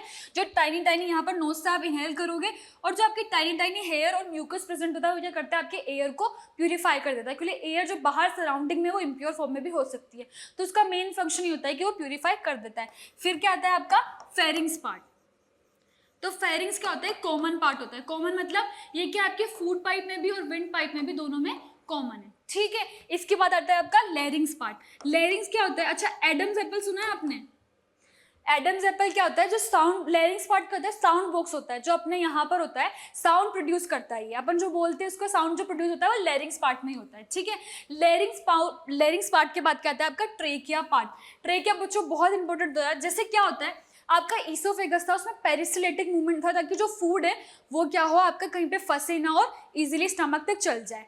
तो वैसे ट्रेकिया में क्या होता है, यहाँ पर रिंग्स ऑफ कार्टिलेज होती है, क्या होती है, इस तरह की जो बन रही है ना उसको बोलते हैं रिंग्स ऑफ कार्टिलेज। इसका काम क्या होता है बच्चों, कहीं बार ऐसा हुआ कि आप सही प्रॉपरली एयर नहीं ले पाए तो ये कोलैप्स ना हो जाए, जब एयर कम हो या नहीं हो तो ये कोलैप्स ना हो, तो उसके लिए यहाँ पर क्या होती है, ये रिंग्स ऑफ कार्टिलेज प्रेजेंट होती है, ठीक है। इसके बाद कौन सा पार्ट आता है आपका, ट्रेकिया के बाद आपका पार्ट क्या आता है, लंग्स वाला पार्ट। जो आपका लंग पार्ट है, आपके पास 2 लंग्स होते हैं और ये क्या होता है, प्लूरा की एक लेयर से क्या होते हैं। इसके बाद क्या होता है बच्चों, जो लंग होता है ना वो क्या होता है, 2 लंग जो होते हैं आपके राइट और लेफ्ट, क्या वो दोनों बराबर होते हैं, नहीं, एक छोटा होता है एक बड़ा होता है, ठीक है बच्चों। इसके बाद क्या आता है आपका जो ट्रेकिया वाला पार्ट होता है ना वो क्या करता है, ब्रोंकाई में चल जाता है। ब्रोंकाई में भी रिंग्स ऑफ कार्टिलेज होते हैं। तो जो ट्रेकिया है वो किस में डिवाइडेड है, ब्रोंकाई में। अब ब्रोंकाई क्या होता है, बहुत सारे टर्शरी ब्रोंकियाल, सेकेंडरी ब्रोंकियाल, इन सब में डिवाइड होता है। लास्ट में वो किस में डिवाइड हो जाता है, एल्वुलाई रीजन में। जो आपका एल्वुलाई रीजन होता है ना वो इस तरह का होता है, बलून लाइक स्ट्रक्चर होता है इस तरह की, ठीक है। यहाँ पर क्या होता है आपका जो मेन एक्सचेंज ऑफ गैसेज है ना, कि क्या हो रहा है आपका O2 आ रही है और CO2 जा रही है, तो जो ये मेन एक्सचेंज ऑफ गैसेज है वो कौन से रीजन में हो रहा है, आपका alveoli region of your human respiratory system. ठीक है बच्चों, अब अपन ने पढ़ लिया कि जो आपका ह्यूमन रेस्पिरेटरी सिस्टम है उसमें नोस्ट्रल के थ्रू एयर जाएगी, फिर वो कहाँ जाएगी, सबसे पहले वो फेरिंग्स में जाएगी, फिर वो कॉमन ट्यूब होती है, फिर वो लैरिंग्स में जाएगी जो साउंड बॉक्स होता है, इसके बाद वो ट्रेकिया में चल जाएगी, और ट्रेकिया में क्या होता है, रिंग्स ऑफ कार्टिलेज होता है जो कोलैप्सिंग से बचाता है आपके ट्यूब को। ठीक है, इसके बाद क्या होता है, वो ब्रोंकाई में चल जाता है, जो ब्रोंकाई पार्ट होता है वो फर्दर डिवाइडेड होता है ब्रोंक्यूल्स में, और जाके लास्ट में वो एल्यूलाई में डिवाइडेड होता है जहां पर मेन एक्सचेंज ऑफ गैसेस आपका होता है। इसके बाद आप क्या पढ़ोगे, मैकेनिज्म ऑफ ब्रीदिंग। तो बच्चों आपको इससे पता चलेगा मैकेनिज्म ऑफ ब्रीदिंग समझाऊंगी मैं आपको कैसे। सबसे पहले बच्चों आपने इनहेल करा, जैसे आप इनहेल कर रहे हो तो क्या होगा, आपका जो ऊपर का चेस्ट कैविटी है वो क्या होगा बच्चों, एक्सपांड होगा।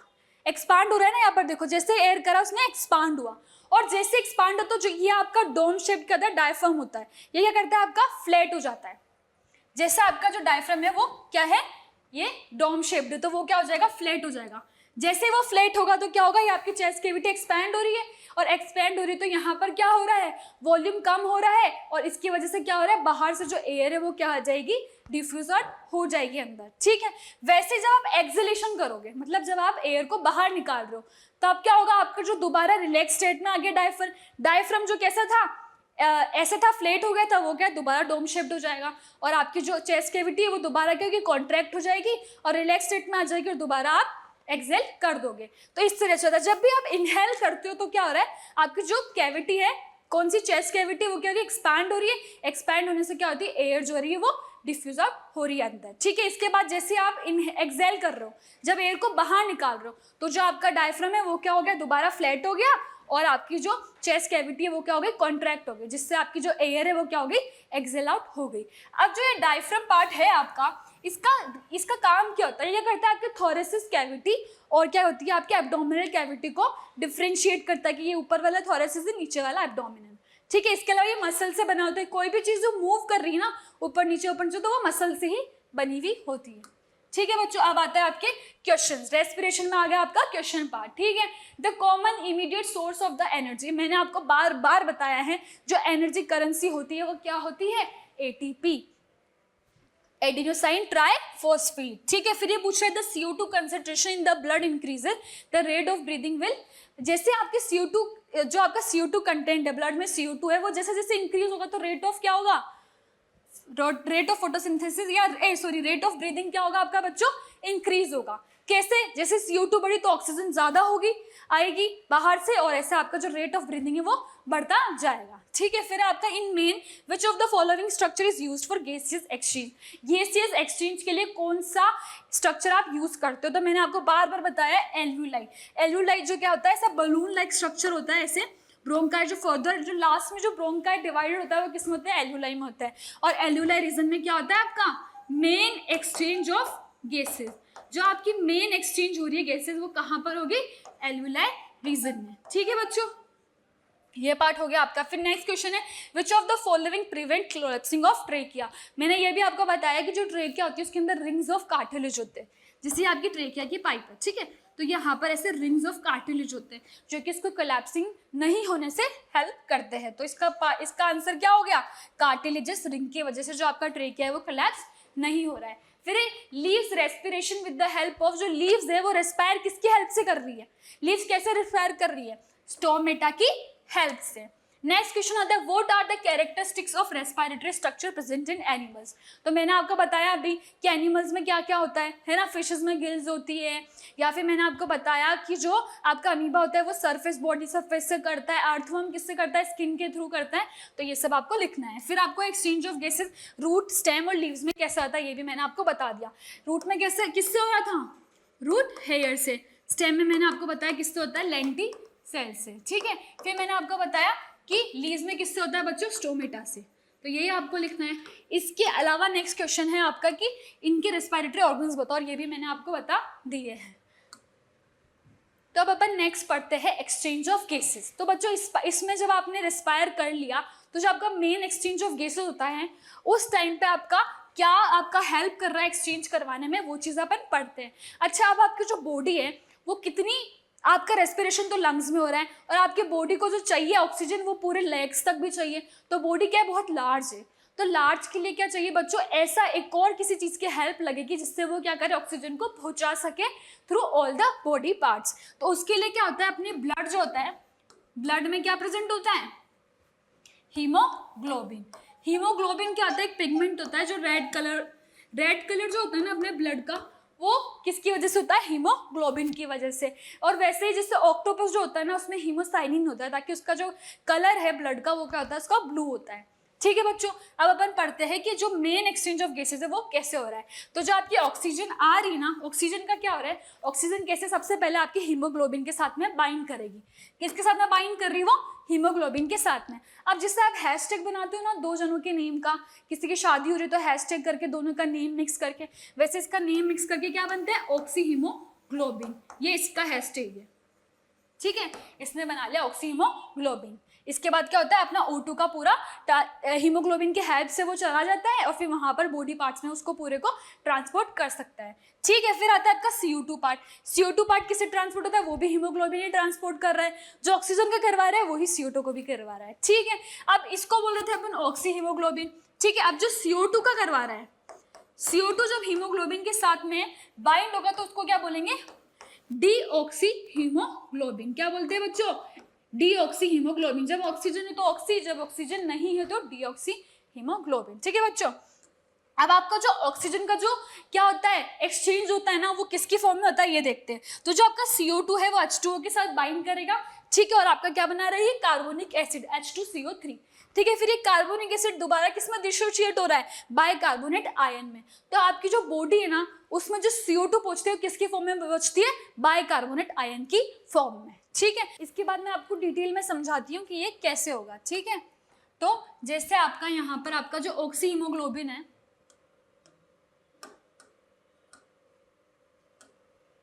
ठीक है, जैसे ये आपका ऑक्सी हीमोग्लोबिन है। ठीक है, ये जो ऑक्सी हीमोग्लोबिन है, ठीक है, ऑक्सीजन है मान लो। ठीक है, O2 है, O2 को कहाँ जाना है, इसको, ये है आपकी सेल में यहाँ पर है आपका माइटोकॉन्ड्रिया, और माइटोकॉन्ड्रिया के पास क्या होता है आपका CO2 होता है। ठीक है, अब से इसको क्या करना है, ऑक्सीजन को जाना है CO2 के पास में। ठीक है, अब ऑक्सीजन को जाना है, इसको किसी की हेल्प चाहिए, तो इसने क्या बोला, हीमोग्लोबिन से बोला कि यार मुझे उसके यहाँ उसके घर पे छोड़ दे। अपन बोलते हैं ना किसी दोस्त को कि मुझे उसके घर पे छोड़ दे, ऐसे करके। तो ऐसे ऑक्सीजन ने हेल्प ले ली कि मुझे CO2 के घर पे छोड़ दे। ठीक है, फिर इसने बोला कि अगर उसकी मम्मी जो है बहुत स्ट्रिक्ट है, माइटोकॉन्ड्रिया क्या है, मम्मी, तो मम्मी बहुत स्ट्रिक्ट है, अगर कुछ हुआ तो तू CO2 को तो वापस ले जाना। ठीक है, तो ये क्या करता है, ऑक्सीजन आता है, जैसे ही वो अंदर जाता है क्या होता है, मम्मी वैसे भड़कती है तो क्या एनर्जी रिलीज होती है, तो किसकी फॉर्म में होती है, ATP की फॉर्म में। ठीक है, यहाँ पर एक्सचेंज होता है मेन। अब जो CO2 है वो दोबारा किसके साथ चल जाती है, हीमोग्लोबिन के साथ चली जाती है। तो इस तरह से एक्सचेंज ऑफ गैसेज होता है। ऑक्सीजन पहले आएगा हीमोग्लोबिन के साथ,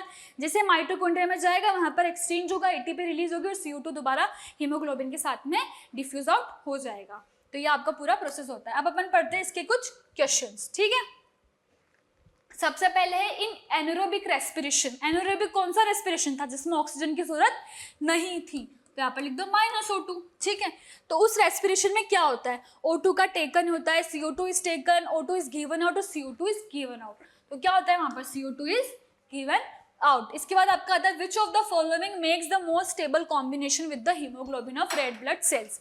जो आपके RBCs है उसके साथ में मोस्ट स्टेबल कौन होता है, तो कौन होता है, कार्बन मोनोऑक्साइड CO। ये आप हायर क्लासेस में पढ़ोगे। ठीक है, फिर उसके बाद है most of the carbon dioxide in the blood carried in the form of. जो कार्बन डाइऑक्साइड ट्रांसपोर्ट हो रही है वो किसके फॉर्म में ट्रांसपोर्ट हो रही है, बाइकार्बोनेट के फॉर्म में। ये तो मैंने आपको अभी जस्ट बताया था कि जो आपकी ट्रांसपोर्ट होगी CO2 किसके फॉर्म में होगी, बाइकार्बोनेट के फॉर्म में।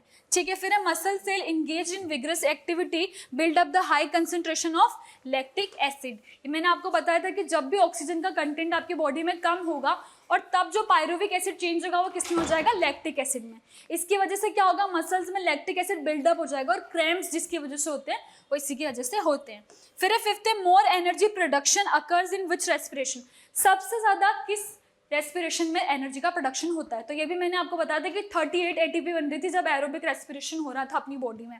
तो किस में आ जाएगा? एरोबिक रेस्पिरेशन में। फिर ये पूछा है what are the functions of respiratory system. जो अपन रेस्पिरेशन करवा रहे उसका पूरे फंक्शंस क्या है, तो मैंने आपको जो पूरा समझाया है रेस्पिरेटरी वही लिखना है आपको।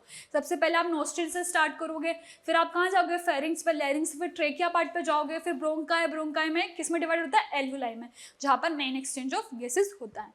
उसके बाद ये पूछा है why do the walls of trachea not collapse when there is the less air in it. ये भी मैंने आपको बहुत अच्छे से बताया कि इसमें क्या होता है, रिंग्स ऑफ कार्टिलेज प्रेजेंट होते हैं जो क्या करते हैं इसको कोलैप्सिंग से बचाते हैं। बच्चों अब अपन स्टार्ट करते हैं ट्रांसपोर्टेशन पाथ। अभी तक आपने पढ़ लिया कि न्यूट्रिशन कैसे हो रहा है, तो न्यूट्रिशन आप बॉडी में पूरा ह्यूमन डाइजेस्टिव सिस्टम के थ्रू न्यूट्रिशन अपना पूरा अब्जॉर्प्शन हो रहा है, फिर एसिमिलेट हो रहा है, ठीक है। एसिमिलेशन पार्ट किस में आ गया? रेस्पिरेशन में, जहाँ पर क्या हो रहा है, पहले ऑक्सीजन का अपन इनहेल कर रहे हैं, उसके बाद ऑक्सीजन जो है वो ब्लड के थ्रू एनर्जी को प्रोवाइड करवा रहा है हर एक पार्ट में। इसके बाद आता है ट्रांसपोर्टेशन पार्ट। अच्छा, ट्रांसपोर्टेशन पार्ट की जरूरत क्यों पड़ी?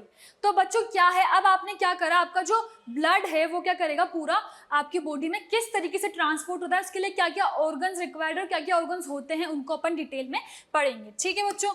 तो अब नेक्स्ट आता है आपका ट्रांसपोर्टेशन सिस्टम, ठीक है। ट्रांसपोर्टेशन सिस्टम सबसे पहले अपन पढ़ेंगे प्लांट्स में, ठीक है। तो ट्रांसपोर्टेशन मेनली होता क्या है? Exchange of gases from the external environment. External environment से जब एक्सचेंज ऑफ गैसेस होता है उसको जो ट्रांसपोर्ट होता है उसको पूरा क्या बोलते हैं? ट्रांसपोर्टेशन सिस्टम बोलते हैं। जैसे अगर अपन बात करें प्लांट की, तो प्लांट में जो ट्रांसपोर्ट सिस्टम होता है ना, तो वहाँ पर दो चीज़ें वर्क करती है ट्रांसपोर्ट के लिए, ठीक है। कौन होता है? एक तो होता है जाइलम, ठीक है, और एक होता है फ्लोएम, ठीक है बच्चों। तो जाइलम क्या है, आपको इसमें क्या आ रहा है, जाइलम में क्या अपन ज का साउंड आ रहा है ना, तो आपको वैसे याद रखना है जाइलम को क्या बोलते हैं? जल। मतलब कि किसका ट्रांसपोर्ट करवा रहा है? वाटर का। किसका ट्रांसपोर्ट करा रहा है? ये वाटर का। वैसे फ्लोएम पार्ट है, तो फ्लोएम पार्ट में पीएच आ रहा है ना, पीएच को फ बोलते हैं, तो फ मतलब फूड का। किसका ट्रांसपोर्ट करा रहा है? ये फूड का। तो ये फूड का ट्रांसपोर्ट करा रहा है और जाइलम आपका किसका करा रहा है? वाटर का ट्रांसपोर्ट करा रहा है। अब क्या होता है बच्चों, जो आपका जाइलम है, पानी आप कहाँ डाल रहे हो? रूट्स में डाल रहे हो। मान लो यहाँ पर आपका पूरा पार्ट आ गया, पानी आपने कहाँ डाला? रूट्स के अंदर डाला। तो रूट से पानी जो आपका पूरा किस में जा रहा है? स्टेम से लेके upper part of the plant में जा रहा है। तो वो किसकी हेल्प से जा रहा है? एक पूरा प्रोसेस करता है जिसको बोलते हैं ट्रांसपीरेशन, ठीक है। तो अपन आगे पढ़ते हैं द प्रोसेस ऑफ ट्रांसपीरेशन। उससे पहले अपन देखते हैं कि जाइलम और फ्लोएम होते क्या है। तो सबसे पहले जो आपका बॉडी, जो प्लांट की बॉडी होती है वो क्या करती है? ट्रांसपोर्ट के लिए वहाँ पर वस्कुलर टिश्यू होते हैं। तो वस्कुलर टिश्यू किस तरह के होते हैं? दो पार्ट में होते हैं, जाइलम और फ्लोएम, जो मैंने आपको भी बता दिया। तो जो जाइलम है वो फोर पार्ट में डिवाइड होता है, जाइलम, ट्रेकिया, वेसल, पेरेन्काइमा और स्क्लेरेन्काइमा, ठीक है। जाइलम का जो मेन फंक्शन है वो इंपॉर्टेंट है, और वो क्या है कि वो क्या करवा रहा है? ट्रांसपोर्ट करवा रहा है वाटर का। और वैसे फ्लोएम का क्या मेन फंक्शन है कि वो क्या कर रहा है? ट्रांसपोर्ट करवा रहा है फूड का। क्योंकि जैसे अगर आप बात करें तो जाइलम है, अपन ने यहाँ पर रूट्स में पानी डाला, सोइल के अंदर ही पानी डालते हैं अपन, ठीक है। तो जो पानी है वो क्या कर रहा है आपका? ऐसे ऊपर जा रहा है through every part of the plant. तो वो क्या कर रहा है? इसका जो मूवमेंट है वो अपर हो रहा है मूवमेंट। तो उसके लिए क्या होगा? यहाँ पर एक प्रोसेस काम करता है जिसको बोलते हैं ट्रांसपीरेशन प्रोसेस। ट्रांसपीरेशन प्रोसेस में क्या होता है, जैसे यहाँ पर ये इसकी लीफ है, ठीक है। तो लीफ ने क्या करा? ट्रांसपायर करा, और जो ऑक्सीजन है वो उसने क्या कर दिया? ऑक्सीजन मॉलिक्यूल एक चला गया यहाँ से, ठीक है। जैसे ही आपका एक वाटर मॉलिक्यूल यहाँ से चला गया, तो जैसे ही आपका एक वाटर मॉलिक्यूल गया तो यहाँ पर क्या आ गई? आपकी वैकेंसी आ गई। वैकेंसी आ गई तो उस वैकेंसी को पूरा करने के लिए यहाँ पर क्या होता है? पूरे से वाटर मॉलिक्यूल अटैच है, ठीक है।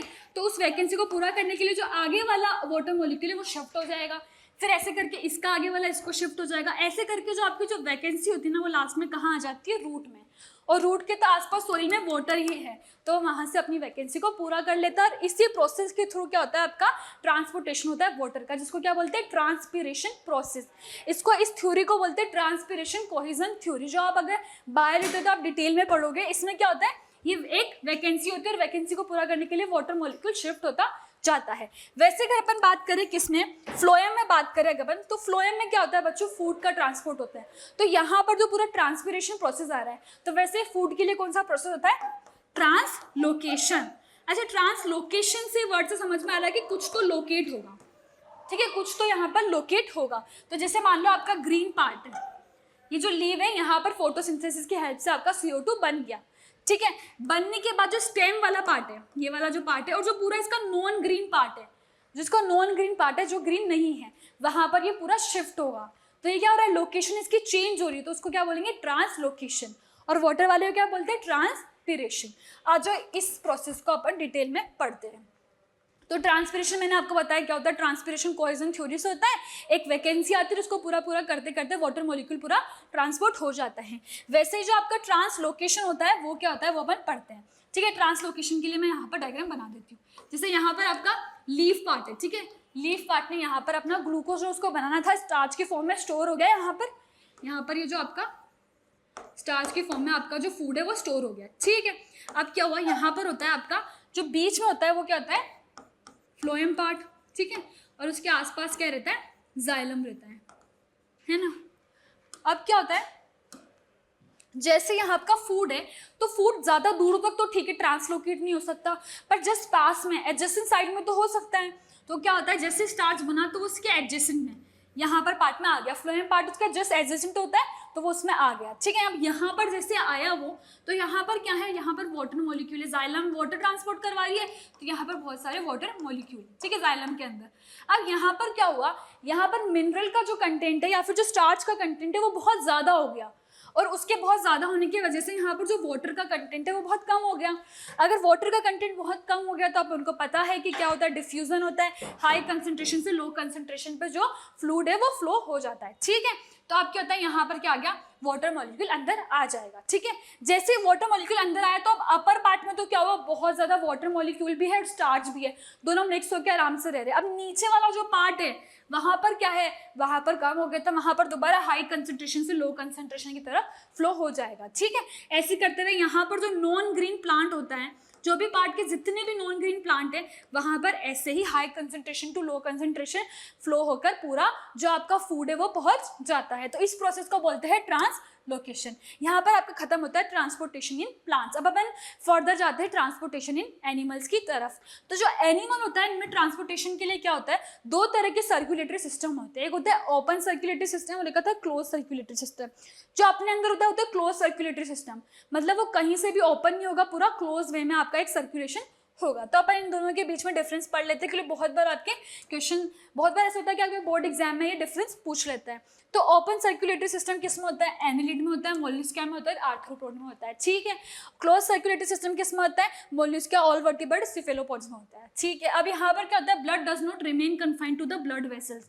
जो अपनी ब्लड है वो क्या है, सिर्फ ब्लड वेसल्स में कहाँ पर ब्लड वेसल्स में फ्लो हो रही है, पर यहाँ पर क्या होता है, ओपन सर्कुलेटरी सिस्टम में वो सिर्फ ब्लड वेसल्स में नहीं फ्लो होती, जबकि बहुत सारे पार्ट्स में जैसे लेक्यूना में और साइनसेस में भी फ्लो होती है।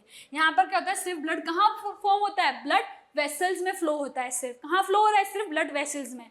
ठीक है, अब क्या है, blood flows allows the pressure and can not be regulated. अच्छा, blood flows at low pressure, जो लो प्रेशर पर जो ब्लड फ्लो हो रहा है वो रेगुलेट नहीं हो सकता, जबकि क्लोज सर्कुलेटरी सिस्टम जो अपन में होता है वहां पर क्या होता है, अपन इसको क्या कर सकते हैं, रेगुलेट कर सकते हैं। फिर यहाँ पर जो ब्लड का जो फ्लो होता है ना बहुत ही लो वेलोसिटी से होता है, जबकि अपने अंदर क्या होता है, बहुत ही ज्यादा हाई वेलोसिटी से होता है। फिर direct exchange of between blood and body cells, blood and body cells के बीच में जो एक्सचेंज होता है वो बहुत ज्यादा डायरेक्ट होता है, डायरेक्टली चेंज हो जाते हैं, जबकि यहाँ पर क्या होता है, टिश्यू फ्लूइड होते हैं जो एक्सचेंज करवाते हैं। इसके बाद when present it is dissolved in blood plasma. ये जब भी प्रेजेंट होगा ना तो किसके अंदर डिसॉल्व होगा, ब्लड प्लाज्मा के अंदर, और अपना कहाँ होगा, यूजुअली आरबीसीज में प्रेजेंट होता है। इसके बाद में क्या होता है, लेस एफिशिएंट होते हैं एज ब्लड, और यहाँ पर क्या होता है, ये बहुत ज़्यादा एफिशिएंट ब्लड सर्कुलेशन सिस्टम होता है। तो बच्चों इसके बाद अपन पढ़ते हैं ह्यूमन ट्रांसपोर्टेशन सिस्टम। तो ह्यूमन ट्रांसपोर्टेशन सिस्टम में क्या होता है, जो आपका ट्रांसपोर्ट करा रहा है, जो चीज़ आपके हर एक बॉडी पार्ट में कॉमन है, क्या है, ब्लड वेसल सब जगह होती है, वेन्स वगैरह, तो ये करती है ट्रांसपोर्टेशन में हेल्प करती है। तो सबसे ज़्यादा जो फर्स्ट पार्ट हो गया जो आपके ट्रांसपोर्टेशन में हेल्प कर रहा है वो क्या हो गया, ब्लड। ठीक है, ब्लड क्या होता है बच्चों, आपके हार्ट में जाता है, वहां पर क्या जाता है, डीऑक्सीजनेटेड ब्लड जाता है, फिर वहां से ऑक्सीजनेटेड ब्लड आता है, मतलब डीऑक्सीजनेटेड मतलब इम्प्योर ब्लड जाता है, वहां से पंप होकर ऑक्सीजनेटेड ब्लड आता है। तो ब्लड के अंदर का क्या कंपोजिशन है वो अपन देख लेते हैं। तो ब्लड में क्या क्या आता है, प्लाज्मा आते हैं, ठीक है, फिर ब्लड कार्पलेसेस जो होते हैं, कौन कौन से होते हैं, आरबीसीज और डब्ल्यूबीसीज, और फिर इसके बाद क्या होता है बच्चों, प्लेटलेट्स। ठीक है, अब पढ़ेंगे प्लाज्मा क्या होता है। तो प्लाज्मा जो ब्लड के अलावा जो आपका बॉडी के अंदर जो फ्लूइड होता है, ब्लड के अलावा जो भी फ्लूइड है इसको क्या बोलते हैं, प्लाज्मा। ठीक है, बॉडी में आपके ब्लड के अलावा जो फ्लूइड होता है इसको प्लाज्मा बोलते हैं। इसमें क्या होते हैं, इनऑर्गेनिक और ऑर्गेनिक सॉल्ट्स और मॉलिक्यूल्स प्रेजेंट होते हैं। ठीक है, ये हो गया। इसके बाद आपका क्या होता है, आरबीसीज। आरबीसीज क्या होता है, रेड ब्लड सेल्स। और रेड ब्लड सेल्स के अलावा उसको क्या बोलते हैं, इरिथ्रोसाइट्स भी बोलते हैं। बहुत बार आपको ये नेम दे देंगे इरिथ्रोसाइट्स और उसके फंक्शंस वगैरह पूछ लेंगे, आपको पता ही नहीं कि आरबीसीज को इरिथ्रोसाइट्स बोलते हैं, तो ये आपके लिए इसलिए दोनों नेम लर्न करने बहुत जरूरी है। ठीक है, अब जो आरबीसी ना आपके ब्लड में क्या होता है, 5.5 मिलियन होता है, 5.5 मिलियन पर एमएम ऑफ ब्लड। ठीक है, इतने ब्लड में कितना होता है, ये 5.5 मिलियन आरबीसी काउंट होता है। ठीक है, अब क्या होता है, आरबीसी के अंदर क्या होता है, बहुत ही इंपॉर्टेंट एक पिगमेंट होता है जो अपना ट्रांसपोर्ट में हेल्प करा रहा है। जो मैंने आपको बताया था, जो आपका रेड कलर हो रहा था आपके ब्लड का, वो किसकी वजह से हो रहा था, हीमोग्लोबिन के अंदर। तो हीमोग्लोबिन कहाँ प्रेजेंट होता है, वो कहाँ प्रेजेंट होता है, आरबीसीज में होता है। आरबीसीज क्या होती है, ऐसे डिस्क लाइक स्ट्रक्चर होता है इस तरह का। ठीक है, आप देख लेना इसकी फोटो। फिर उसके बाद क्या है, व्हाइट ब्लड कार्पलिसिस। व्हाइट ब्लड कार्पलिसिस क्या होते हैं बच्चों, ये क्या करते हैं, अपनी इम्यून सिस्टम, मान लो ये पूरा इम्यून सिस्टम है, अगर इनको कुछ नुकसान पहुंचे तो अपनी इम्यून सिस्टम को नुकसान पहुंचेगा। तो जो आपका इम्यून सिस्टम है, जो आपकी तरह एक सोल्जर की तरह काम कर रहे हैं, वो क्या बोलते हैं, उनको क्या बोलते हैं, व्हाइट ब्लड सेल्स। तो जैसे ही आपके बॉडी में कोई भी डिजीज हुआ या कोई भी पैथोजन आया या कुछ भी आया, वायरस वगैरह, तो सबसे पहले उसको डिफेंस के लिए कौन है अपने पास, WBCs है ना। जैसे अपने पास आर्मी है डिफेंस के लिए अपने, वैसे ही अपनी बॉडी में डिफेंस के लिए किसी भी पैथोजन के अगेंस्ट कौन है, WBCs। ठीक है, इसके बाद है आपका ब्लड प्लेटलेट्स। ब्लड प्लेटलेट्स क्या होता है बच्चों, जैसे आपकी कहीं पर कुछ कट लग जाता है, बहुत सारा ब्लड फ्लो होता है। ठीक है, ब्लड फ्लो होने के बाद वहां पर क्या होता है, कुछ एक क्या होता है, ब्राउन कलर का कुछ फॉर्म हो जाता है क्लोट की तरह। ठीक है, वो किसकी वजह से होता है, प्लेटलेट्स की वजह से। ठीक है, ये प्लेटलेट्स क्या कराते हैं, आपके ब्लड फ्लो कहीं भी कट लगता है, कुछ होता है, तो क्लोटिंग ऑफ ब्लड में हेल्प करते हैं। ठीक है, ब्लड की क्लोटिंग करने में, ताकि वहां पर जाकर वो क्या करते हैं, ब्लड की क्लोटिंग को, मतलब ब्लड जो आपका बह रहा है उसको ये बंद कर दे। तो इसके लिए क्या होता है, यहाँ पर थर्मोब्लास्टिन इसके अंदर प्रेजेंट होता है।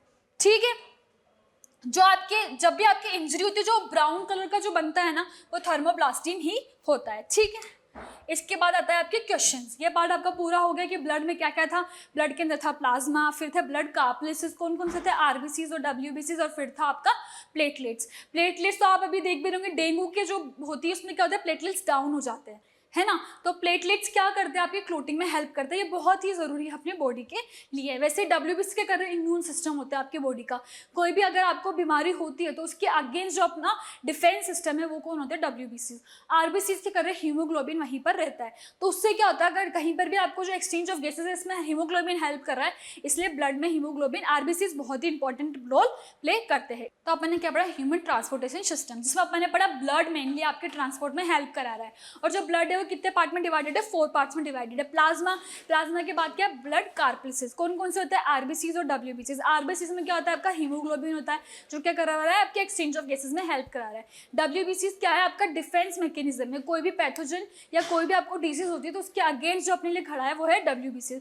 प्लेटलेट्स क्या होता है, आपके कहीं पर भी कट लग जाता है तो वहाँ क्लोटिंग के लिए हेल्प करता है। इसके बाद अपन इसके क्वेश्चंस पढ़ते हैं। Osmosis is the movement of, osmosis किसका मूवमेंट होता है, solute particle from high concentration to lower concentration, या फिर solvent particle from lower concentration to higher concentration, या फिर क्या होता है, solute particle from high concentration to lower concentration, या फिर solvent particle from lower concentration of potential to higher concentration.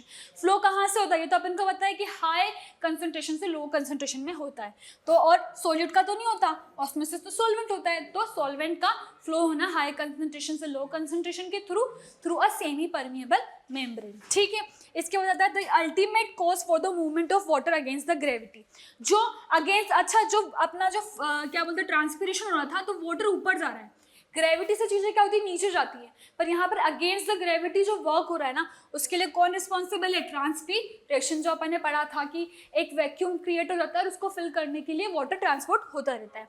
फिर which one of the following is connected with the transport of water in plants, plants के transport के लिए कौन है, अपन ने देखा था जाइलम, जल से ट्रांसपोर्ट ऑफ वाटर होता है। फिर in a close circulatory system the blood is completely enclosed with, जो अपना क्लोज सर्कुलेटरी सिस्टम है उसमें जो ब्लड है वो किसके साथ इनक्लोज्ड होता है, साइनस के साथ, वेसल्स के साथ, हार्ट के साथ और स्केलेटन के साथ। तो अपन ने पढ़ा है अपनी क्या होती है, ब्लड वेसल्स होती है। ठीक है, फिर इसके बाद mature human erythrocyte has the typical characteristic of जो अपना आरबीसी होता है, इरिथ्रोसाइट्स उसको ही बोलते हैं, तो उसकी किस तरह की कैरेक्टरिस्टिक है, क्या वो यूकेरियोटिक सेल होता है, क्या वो प्रोकैरियोटिक सेल होता है, तो बच्चों वो दोनों ही नहीं होता है, नाइदर यूकेरियोटिक नॉर प्रोकैरियोटिक। ठीक है, इसके बाद आता है explain the importance of transportation. तो ट्रांसपोर्टेशन मैंने आपको इंपॉर्टेंस बता दी कि अपनी बॉडी के हर एक पार्ट को जो आपको क्या पहुंचाना है, ऑक्सीजन या जो भी एनर्जी पहुंचानी है, तो उसके लिए आप ब्लड फ्लो के साथ में आप पहुंचाते हो, तो इसलिए आपको एक प्रॉपर ट्रांसपोर्टेशन वर्क की जरूरत पड़ती है। फिर एक distinguish between transpiration and translocation, जो कि मैंने आपको डिटेल में बता दिया। ट्रांसपिरेशन क्या कर रहा है, आपका वाटर ट्रांसपोर्ट में हेल्प कर रहा है, जबकि ट्रांसलोकेशन क्या कर रहा है, आपके फूड ट्रांसपोर्ट में हेल्प कर रहा है। ठीक है, explain the composition of blood. Blood की कंपोजिशन भी मैंने आपको बता दी थी कि 4 टाइप के होते हैं, प्लाज्मा होते हैं, फिर कार्बोप्लास्ट होते हैं, इसके बाद प्लेटलेट्स होते हैं। फिर आता है आपका about various component of xylem and phloem. Xylem and phloem के भी वेरियस कंपोनेंट को मैंने आपको डिटेल में बता दिया था। तो इस तरह के जो सब्जेक्टिव क्वेश्चंस है वो आपके आ सकते हैं। तो बच्चों अब अपन पढ़ते हैं ह्यूमन हार्ट। जो ह्यूमन हार्ट है उसमें 3 ब्लड वेसल्स होती है। तो 3 ब्लड वेसल्स कौन कौन सी होती है, आर्टरी, वेन और कैपिलरीज। तो जो आपकी आर्टरी होती है वो क्या करती है, ऑक्सीजनेटेड ब्लड कैरी करती है। जो वेन्स होती है वो क्या करती है, डीऑक्सीजनेटेड ब्लड कैरी करती है। और जो कैपिलरीज होती है वो तो क्या होती है, फाइन ट्यूब्यूल्स होती है जो दोनों वेन्स और आर्टरी को कनेक्ट करती है। ठीक है बच्चों, अब अपन पढ़ते हैं आपका ह्यूमन हार्ट। तो ह्यूमन हार्ट जो बच्चों होता है वो क्या होता है, 4 चैम्बर में डिवाइडेड होता है। क्या होता है, ये 4 चैम्बर में डिवाइड होता है। ठीक है बच्चों, कौन कौन से, जो अपर पार्ट होता है उसको क्या बोलते हैं, ऑरिकल, और जो नीचे वाला पार्ट होता है इसको क्या बोलते हैं, वेंट्रिकल। ठीक है, तो अगर ये राइट साइड है और ये लेफ्ट साइड है तो ये क्या हो गया, राइट ऑरिकल, ये क्या हो गया, लेफ्ट ऑरिकल, ये क्या हो गया, राइट वेंट्रिकल, और ये क्या हो गया, लेफ्ट वेंट्रिकल। ठीक है बच्चों, अब आपकी जो राइट पार्ट है, जो आपके ऑरिकल वाला पार्ट होता है वो क्या करता है, रिसीव करता है ब्लड को, ऑक्सीजनेटेड डीऑक्सीजनेटेड वो रिसीव करता है ब्लड को। ठीक है, तो जो आपका राइट साइड होता है ना बच्चों, वो कौन सा कैरी करता है, ब्लड, डीऑक्सीजनेटेड ब्लड कैरी करता है। ठीक है, और जो आपका लेफ्ट साइड वाला पार्ट है वो कौन सा ब्लड कैरी करता है, ऑक्सीजनेटेड वाला। ठीक है बच्चों, अब जो डीऑक्सीजनेटेड ब्लड है वो कहाँ से आएगा, वो आपका आएगा वेना केवा के थ्रू। तो वेना केवा क्या होती है, 2 तरह की होती है, सुपीरियर और इन्फीरियर। जो ऊपर से ब्लड आ रहा है वो किसके थ्रू आएगा, सुपीरियर वेना केवा के थ्रू, और जो नीचे से आ रहा है वो किसके थ्रू आ रहा है बच्चों, इन्फीरियर वेना केवा के थ्रू। अब ब्लड जैसे आएगा, यहाँ पर क्या होती है बच्चों, एक वॉल्व होती है जो राइट ऑरिकल को राइट वेंट्रिकल से क्या करती है, अलग करती है। तो यहाँ पर एक वॉल्व होती है, तो वॉल्व इस तरह की होती है ताकि जो फ्लो है वो सिर्फ ऑरिकल से वेंट्रिकल की तरफ हो। ठीक है, तो अब ये जैसे आपका यहाँ से डीऑक्सीजनेटेड ब्लड आया वेना केवा से, वो ऑरिकल में गया, फिर वो कहाँ गया, वेंट्रिकल में गया, वेंट्रिकल से क्या हुआ, उसके बाद वो कहाँ चल जाएगा, किधर चल जाएगा बच्चों, पल्मोनरी आर्टरी के थ्रू कहाँ चल जाएगा, लंग्स में। जहाँ पर क्या होगा, लंग्स में क्यों जा रहा है वो, क्योंकि वहां पर क्या हो रहा है, मेन क्या हो रहा है, एक्सचेंज ऑफ गैसेस हो रहा है, जो ऑक्सीजन का एक्सचेंज, ऑक्सीजन आ रही है और CO2 डिफ्यूज आउट हो रही है। तो यहाँ पर क्या होगा आपका बच्चों, यहाँ पर मेनली क्या होगा, ऑक्सीजन, या आपका डीऑक्सीजनेटेड ब्लड यहाँ से चला गया। ठीक है, अब डीऑक्सीजनेटेड ब्लड गया, फिर वहां से क्या आएगा, ऑक्सीजनेटेड ब्लड। तो ऑक्सीजनेटेड ब्लड को कौन कैरी कर रहा है, पल्मोनरी वेन। ऑक्सीजनेटेड ब्लड को कौन लेकर आ रहा है बच्चों, पल्मोनरी वेन। तो पल्मोनरी वेन सबसे पहले कहाँ लाएगी, सबसे पहले कौन सा पार्ट आता है, ऑरिकल वाला पार्ट, तो वो लेफ्ट ऑरिकल में लेकर आई। ठीक है, लेफ्ट ऑरिकल से लेकर गई वो लेफ्ट वेंट्रिकल में। ठीक है, लेफ्ट वेंट्रिकल से वो क्या करेगी, आयोटा के थ्रू कहाँ पर ले जाएगी, वापस लंग्स में। फिर लंग्स से क्या होगा, वो दूसरे पार्ट्स में डिवाइड हो जाएगा। हाँ, तो बच्चों हार्ट अपन ने डिटेल में पढ़ लिया था। अपन हार्ट का ही एक और डायग्राम है जिसको अपन अच्छे से समझते हैं। ठीक है बच्चों, यहाँ पर अपन क्या करेंगे, जो अपन ने अभी पूरा हार्ट का सिस्टम समझा है कि ये 4 चैम्बर्ड होता है और इसमें क्या होते हैं, ऊपर वाले पोर्शन को बोलते हैं ऑरिकल, नीचे वाला वेंट्रिकल, फिर right auricle, left ventricle, right auricle, right ventricle, right left auricle, left ventricle. तो अब अपन समझेंगे सेल्स से बॉडी का कैसे होता है। तो यहाँ पर है ये आपकी बॉडी की सेल्स जो होती है और आपकी बॉडी का पार्ट। ठीक है, यहाँ से जो डीऑक्सीजनेटेड ब्लड है, मैंने आपको क्या बताया था, जो आपका राइट पोर्शन होता है और जो आपका राइट पोर्शन होता है, राइट ऑरिकल और राइट वेंट्रिकल वाला, वो क्या होता है आपका डीऑक्सीजनेटेड ब्लड कैरी करता है। तो यहीं पर क्या होता है, राइट पोर्शन तो क्या है, यहाँ पर आपका डीऑक्सीजनेटेड ब्लड चला गया। ठीक है, राइट पोर्शन में। फिर यहाँ से जो आपका डीऑक्सीजनेटेड ब्लड है ये वेंट्रिकल से होता हुआ पहले ये कहाँ जाएगा, सबसे पहले तो बच्चों ये है आपका राइट ऑरिकल। ठीक है, और यहाँ पर नीचे है राइट वेंट्रिकल। ठीक है, राइट ऑरिकल और राइट वेंट्रिकल। यहाँ से फिर आपको जो ऑक्सीजनेटेड ब्लड है वो कहाँ जाएगा, लंग्स में। ठीक है, लंग्स में डीऑक्सीजनेटेड ब्लड क्या करेगा, ऑक्सीजनेटेड फॉर्म में चेंज होगा, इसलिए उसका जाना लंग्स में जरूरी है, क्योंकि लंग्स के एल्वेओलाई में क्या होता है, मेन एक्सचेंज ऑफ गैसेस होता है।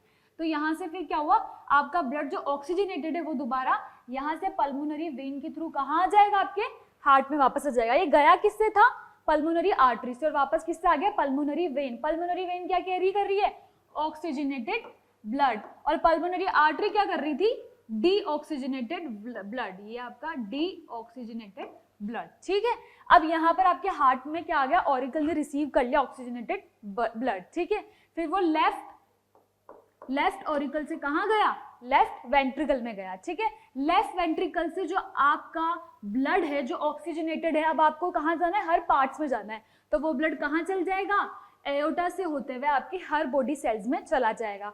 तो ये था एक पूरा जो अपन ने हार्ट में पढ़ा, उसका एक डिटेल वर्जन कि एक्चुअल में ट्रांसपोर्टेशन होता कैसे है।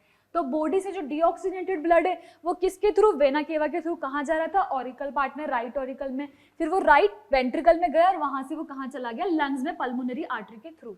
ठीक है, डीऑक्सीजनेटेड ब्लड। फिर वहां पर क्या हुआ, लंग्स से जो ऑक्सीजनेटेड ब्लड है वो पल्मोनरी वेन के थ्रू वापस आया हार्ट में, वो कहाँ आएगा, लेफ्ट ऑरिकल में आएगा, फिर लेफ्ट वेंट्रिकल में गया और वहां से एओर्टा के थ्रू वो दोबारा बॉडी सेल्स में जो ऑक्सीजन रिच ब्लड है वो आपका पूरा ट्रांसपोर्ट हो गया। ठीक है बच्चों, अब इसके बाद अपन नेक्स्ट पढ़ते हैं आपका लिम्फेटिक सिस्टम। तो जैसे अपन ने क्या पढ़ा था, अपन ने पढ़ा था कि जो आर्टरी होती है, ठीक है, ये आपकी आर्टरीज है, ये आपकी वेन है। ठीक है, तो जो बच्चों आर्टरीज होती है ना, वो क्या होती है, डिस्ट्रीब्यूटिव नेचर की होती है, बहुत सारे डिस्ट्रीब्यूटिव वो निकलते हैं और फिर बाद में ये फाइन ट्यूब्यूल्स में क्या हो जाती है, कन्वर्ट हो जाती है। तो ये जो फाइन ट्यूब्यूल्स है इसको अपन क्या बोलते हैं बच्चों, कैपिलरीज। बताया था ना मैंने आपको 3 तरह की ब्लड वेसल्स होती है, तो कैपिलरीज होती है और कैपिलरी दोबारा वेन से कनेक्ट हो जाती है, क्योंकि आपको जो सिस्टम है वो क्या है, क्लोज्ड है पूरा सिस्टम। तो क्लोज्ड है तो मतलब ये कहीं से खुला हुआ तो नहीं होगा, तो कैपिलरी क्या करती है, कनेक्ट करती है आर्टरी को वेन से। फिर ये जो कैपिलरी होती है ना, ये करती है लिम्फ सिक्रीट करती है। क्या करती है बच्चों, लिम्फ सिक्रीट करती है। इस लिम्फ का काम क्या होता है, ये करता है पूरा लिम्फेटिक सिस्टम बनाता है। तो लिम्फेटिक सिस्टम होता क्या है, पूरा ये जो सिक्रीट करती है उससे लिम्फ बनते हैं, और लिम्फ आपकी किस चीज में हेल्प करते हैं, उसके फंक्शंस अपन एक बार देख लेते हैं। तो ये करता है आपकी बॉडी को इम्यूनिटी प्रोवाइड कर रहा है। क्या प्रोवाइड कर रहा है, इम्यूनिटी। इसके अलावा ये कर रहा है फेट के रीऑब्जॉर्प्शन में भी काम आ रहा है। जो लिम्फ वेसल्स है वो क्या करिए, फेट का रीऑब्जॉर्प्शन करिए। इसके अलावा जो डाइजेस्टेड फूड और ऑक्सीजन का जो ट्रांसपोर्ट हो रहा है ना, उसमें भी आपका लिम्फ वर्क करता है। इसके अलावा ये रिमूवल ऑफ वेस्ट में भी हेल्प करता है। तो मेनली अगर आपको कभी लिम्फेटिक सिस्टम आ जाए तो फंक्शन बहुत ज्यादा इसके इंपॉर्टेंट है। ठीक है, अब अपन नेक्स्ट स्टार्ट करते हैं बच्चों इसके क्वेश्चंस। अब अपन ने पूरा जो आपको ट्रांसपोर्टेशन था हार्ट का इंक्लूड करके सब कर लिया, तो अब अपन क्या पढ़ते हैं इसके question. Which of the following is used to measure blood pressure. Blood pressure measure करने के लिए इनमें से क्या यूज किया जाता है, तो इसका आंसर है बच्चों स्पेग्मोमेनोमीटर। स्पेग्मोमेनोमीटर क्या होता है, जैसे आप जो आपकी बीपी मशीन होती है ना, जो आपके हाथ पे लगाते हो जिससे बीपी आता है, तो उसको बीपी मशीन को जिसका साइंटिफिक नेम है वो क्या है, स्पेग्मोमेनोमीटर। तो बेटा ये जो मशीन होती है ना, ये क्या होती है, आपके 2 तरह के ब्लड होते हैं, एक तो होता है सिस्टोलिक और एक होता है डायस्टोलिक प्रेशर, इस पे वर्क करती है। ठीक है बच्चों, तो ये 2 तरह के, अगर आप देखो भी तो बीपी में 2 तरह की कुछ रीडिंग्स आती है, तो वो सिस्टोलिक और डायस्टोलिक के ऊपर ही होती है। ठीक है, तो सिस्टोलिक जो होता है वो आपका होता है 120 mmHg, और जो डायस्टोलिक होता है वो कितना होता है 80 mmHg। और यही जो नॉर्मल ह्यूमन बीइंग का जो बीपी है, जो क्या होता है एक एवरेज जो रेंज का बीपी होता है वो यही होता है 120 to 80 mmHg, जो नॉर्मल पर्सन का बीपी होता है। ठीक है बच्चों, next question, in artery is a vessel that carries blood. Artery क्या कर रही थी बच्चों, वो क्या कर रही थी जिसमें क्या हो, हाई कंसंट्रेशन ऑफ ऑक्सीजन हो। सिर्फ क्या थी, पल्मोनरी आर्टरी एक ऐसी थी जो डीऑक्सीजनेटेड कर रही थी, बाकी सारी आर्टरी क्या करती है, ऑक्सीजनेटेड ब्लड ही कैरी कर रही थी। और फिर उसके बाद क्या आ गया, एक वो क्या करती है, हार्ट से लेकर जा रही थी, तो अवे फ्रॉम हार्ट। तो इसका सही आंसर क्या हो गया, बोथ ए एंड सी, क्योंकि आर्टरी का 2 काम होता है, एक तो वो कंसंट्रेशन, जिसकी कंसंट्रेशन ऑक्सीजन में ज्यादा है वो ऑक्सीजनेटेड ब्लड कैरी कर रही थी, और वो अवे फ्रॉम हार्ट लेकर जा रही थी। फिर जो वॉल्व होती है, जो वेन्स होती है ना आपकी, वेन्स के अंदर क्या होती है, वॉल्व होती है, ताकि कहीं भी ऐसा हो कि कभी ऐसे जा रहा है ब्लड ऑफ बैक फ्लो ना कर जाए। तो ब्लड के बैक फ्लो को बचाने के लिए कौन से प्रेशर पे जो ब्लड है वेन्स में वो ट्रेवल करता है, तो कौन से प्रेशर पे करता है, लो प्रेशर पे हमेशा। ठीक है, ताकि बैक फ्लो ना हो जाए। ठीक है बच्चों, फिर उसके बाद one of the difference between the blood and the lymph. Lymph और ब्लड के बीच में क्या डिफरेंस होता है, तो एक तो क्या है डिफरेंस कि ब्लड के पास आरबीसी डब्ल्यूबीसीज होते हैं, लिम्फ के पास लिम्फोसाइट्स होते हैं, तो बहुत सही है। अभी नीचे वाले ही पढ़ लेते हैं, ब्लड के पास आरबीसीज और लिम्फ के पास डब्ल्यूबीसीज नहीं होती, ये तो गलत है। लिम्फ के पास क्या होता है, लिम्फोसाइट्स होता है। फिर ब्लड के पास WBC, लिम्फ के पास RBC, ये भी गलत है। फिर blood has dissolved organic salt और lymph has no such organic salt, ये भी गलत है। तो आपका फर्स्ट आंसर सही हो जाएगा कि ब्लड में क्या पढ़ा था अपन ने, ब्लड की में प्लाज्मा होते हैं और ब्लड कार्पलेसेस होते हैं, तो ब्लड कार्पलेसेस कौन से थे, RBC और WBC, ठीक है। फिर पल्मोनरी वेन, ये भी मैंने आपको बताया था अभी कि जो पल्मोनरी वेन है वो कौन सा ब्लड लेकर जाती है बच्चों, प्योर ब्लड, हमेशा वो प्योर ब्लड लेकर जाती है जो क्या होता है, ऑक्सीजनेटेड होता है, ठीक है, क्योंकि वो क्या होता है, एक एक्सेप्शन है, इसलिए वो हमेशा प्योर ब्लड लेकर जाती है पल्मोनरी वेन। फिर आते हैं अपन सब्जेक्टिव क्वेश्चन पे कि जो मैंने आपको अभी टॉपिक पढ़ा है इससे सब्जेक्टिव क्वेश्चन कैसे बन सकते हैं।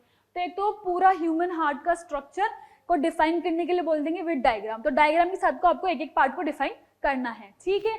व्हाट इज लिम्फ, लिम्फ मैंने अभी आपको पढ़ा है, लिम्फ क्या होते हैं, लिम्फ कैपिलरीज फॉर्म करती है, सिक्रीट करती है, उससे पूरा लिम्फेटिक सिस्टम बनता है। फिर ये पूछा है blood vessels, blood platelets, lymph और हार्ट, इसको पूरा डिफाइन करो, तो ये पार्ट भी मैंने आपको डिटेल अभी समझा दिए हैं। चलो बच्चों अब आता है अपन ने नेक्स्ट पार्ट पे जो कि एक्सक्रिएशन। बच्चों एक्सक्रिएशन सबसे इंपॉर्टेंट पार्ट क्यों होता है, क्योंकि अगर आपकी बॉडी में कुछ हार्मफुल सब्सटेंस जो है वो एक्यूमुलेट हो गए तो वो क्या करेंगे, आपकी बॉडी को नुकसान पहुंचाएंगे, तो उससे बचने के लिए उसका एक्सक्रिएशन बहुत ही ज्यादा जरूरी है, इसीलिए अपन एक्सक्रिएशन सिस्टम पढ़ते हैं, जिससे आपका जो यूरिया के फॉर्म में आपका जो वेस्ट होता है वो यूरिया की फॉर्म में होता है, ठीक है। अब ऐसा होगा कि यूरिया निकली नहीं तो वो एक्यूमुलेट हो जाएगी और आपकी बॉडी को बहुत ही ज्यादा नुकसानदायक है, इसलिए जो अपना वेस्ट होता है वो सारा बॉडी से एक्सक्रिएट करवाना बहुत जरूरी है।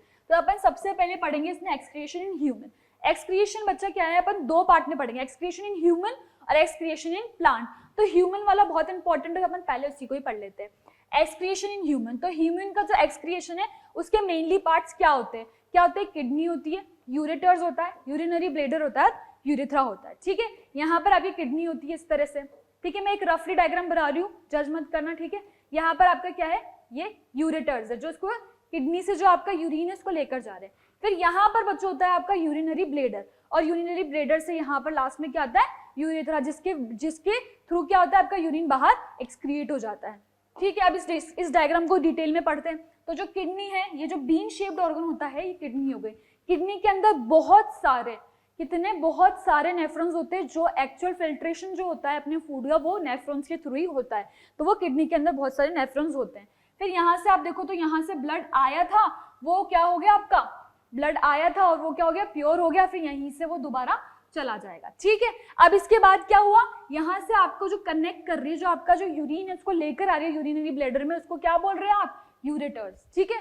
यूरेटर्स क्या लेके आ रही है, आपका ब्लड लेकर आ रही है, फिर वो क्या कर रही है, यूरिनरी ब्लैडर में आ रही है। यूरिनरी ब्लैडर में क्या होता है बच्चों, आपका जो यूरिन होता है वो क्या होता है, कलेक्ट होता जाता है, ठीक है, यूरिन कलेक्ट होता जाता है। फिर उसके बाद यहाँ पर एक कॉन्ट्रैक्ट होता है ये, और फिर उसके बाद जब यूरेथ्रा के थ्रू ये आपका जो यूरिन है वो एक्सक्रिएट हो जाता है। तो मेनली यही होता है कि किडनी होती है, किडनी से क्या होता है, यूरेटर्स हो जा रहे होते हैं, तो जो यूरिनरी ब्लैडर में आपका यूरिन लेकर जाएंगे और फिर वहां से ही यूरेथ्रा के थ्रू एक्सक्रिएट हो जाएगा। अब इसमें जो सबसे ज्यादा इंपॉर्टेंट पार्ट है वो है नेफ्रॉन।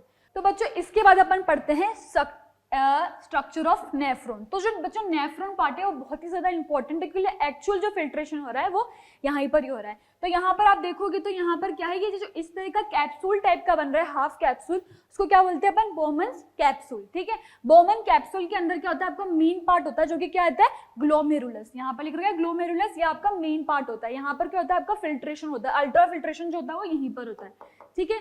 फिल्ट्रेशन किसके थ्रू होता है, प्रेशर क्रिएट होता है। प्रेशर क्यों क्रिएट होता है, क्योंकि यहाँ पर आप देख रहे हो ये एफरेंट ट्यूब्यूल है और ये इफरेंट ट्यूब्यूल है। तो एफरेंट ट्यूब्यूल तो थोड़ी थिक है और जो इफरेंट है वो बहुत ही ज्यादा थिन है, तो जो थिक और थिन की वजह से जो प्रेशर क्रिएट होगा उससे यहाँ पर आपका अल्ट्रा फिल्ट्रेशन होता है, ठीक है। फिर जो आपका मटेरियल होता है वो यहाँ पर थ्रो आउट हो जाता है और उसके बाद ये आगे बढ़ता है। तो जो ये वाला जो थ्रो आउट वाला मटेरियल है, इसमें भी बहुत सारे अमीनो एसिड्स होते हैं और बहुत सारा ग्लूकोज होता है, सोल्ट होते हैं और वाटर होता है। तो ये कंटेंट अभी बच रहा है जो आपको क्या करना है, रीअब्जॉर्ब करना है, ठीक है। तो ये क्या आता है, यहाँ से जाकर कहाँ आता है, पीसीटी में। पीसीटी क्या होता है, प्रोक्सिमल कॉन्वोल्यूटेड ट्यूब्यूल। तो पीसीटी में जो यहाँ पर जो ये आ रहा है ना पीसीटी, पीसीटी से क्या होता है, फिर यहाँ पर पीसीटी में क्या होता है, आपका दोबारा क्या होता है, सेलेक्टिव रीअब्जॉर्प्शन। क्या बोलेंगे इसको, सेलेक्टिव रीअब्जॉर्प्शन होता है। यहाँ पर क्या होता है, आपके जो भी अमीनो एसिड्स वगैरह थे, अमीनो एसिड्स थे आपके, और क्या था, ग्लूकोज था, उनका रीअब्जॉर्प्शन हो जाता है, ठीक है। अब ये सब हो गया, इसके बाद ये जो आपका पूरा है दोबारा ये जो आपका वेस्ट प्रोडक्ट है दोबारा यहाँ आके यहाँ पर आ जाएगा।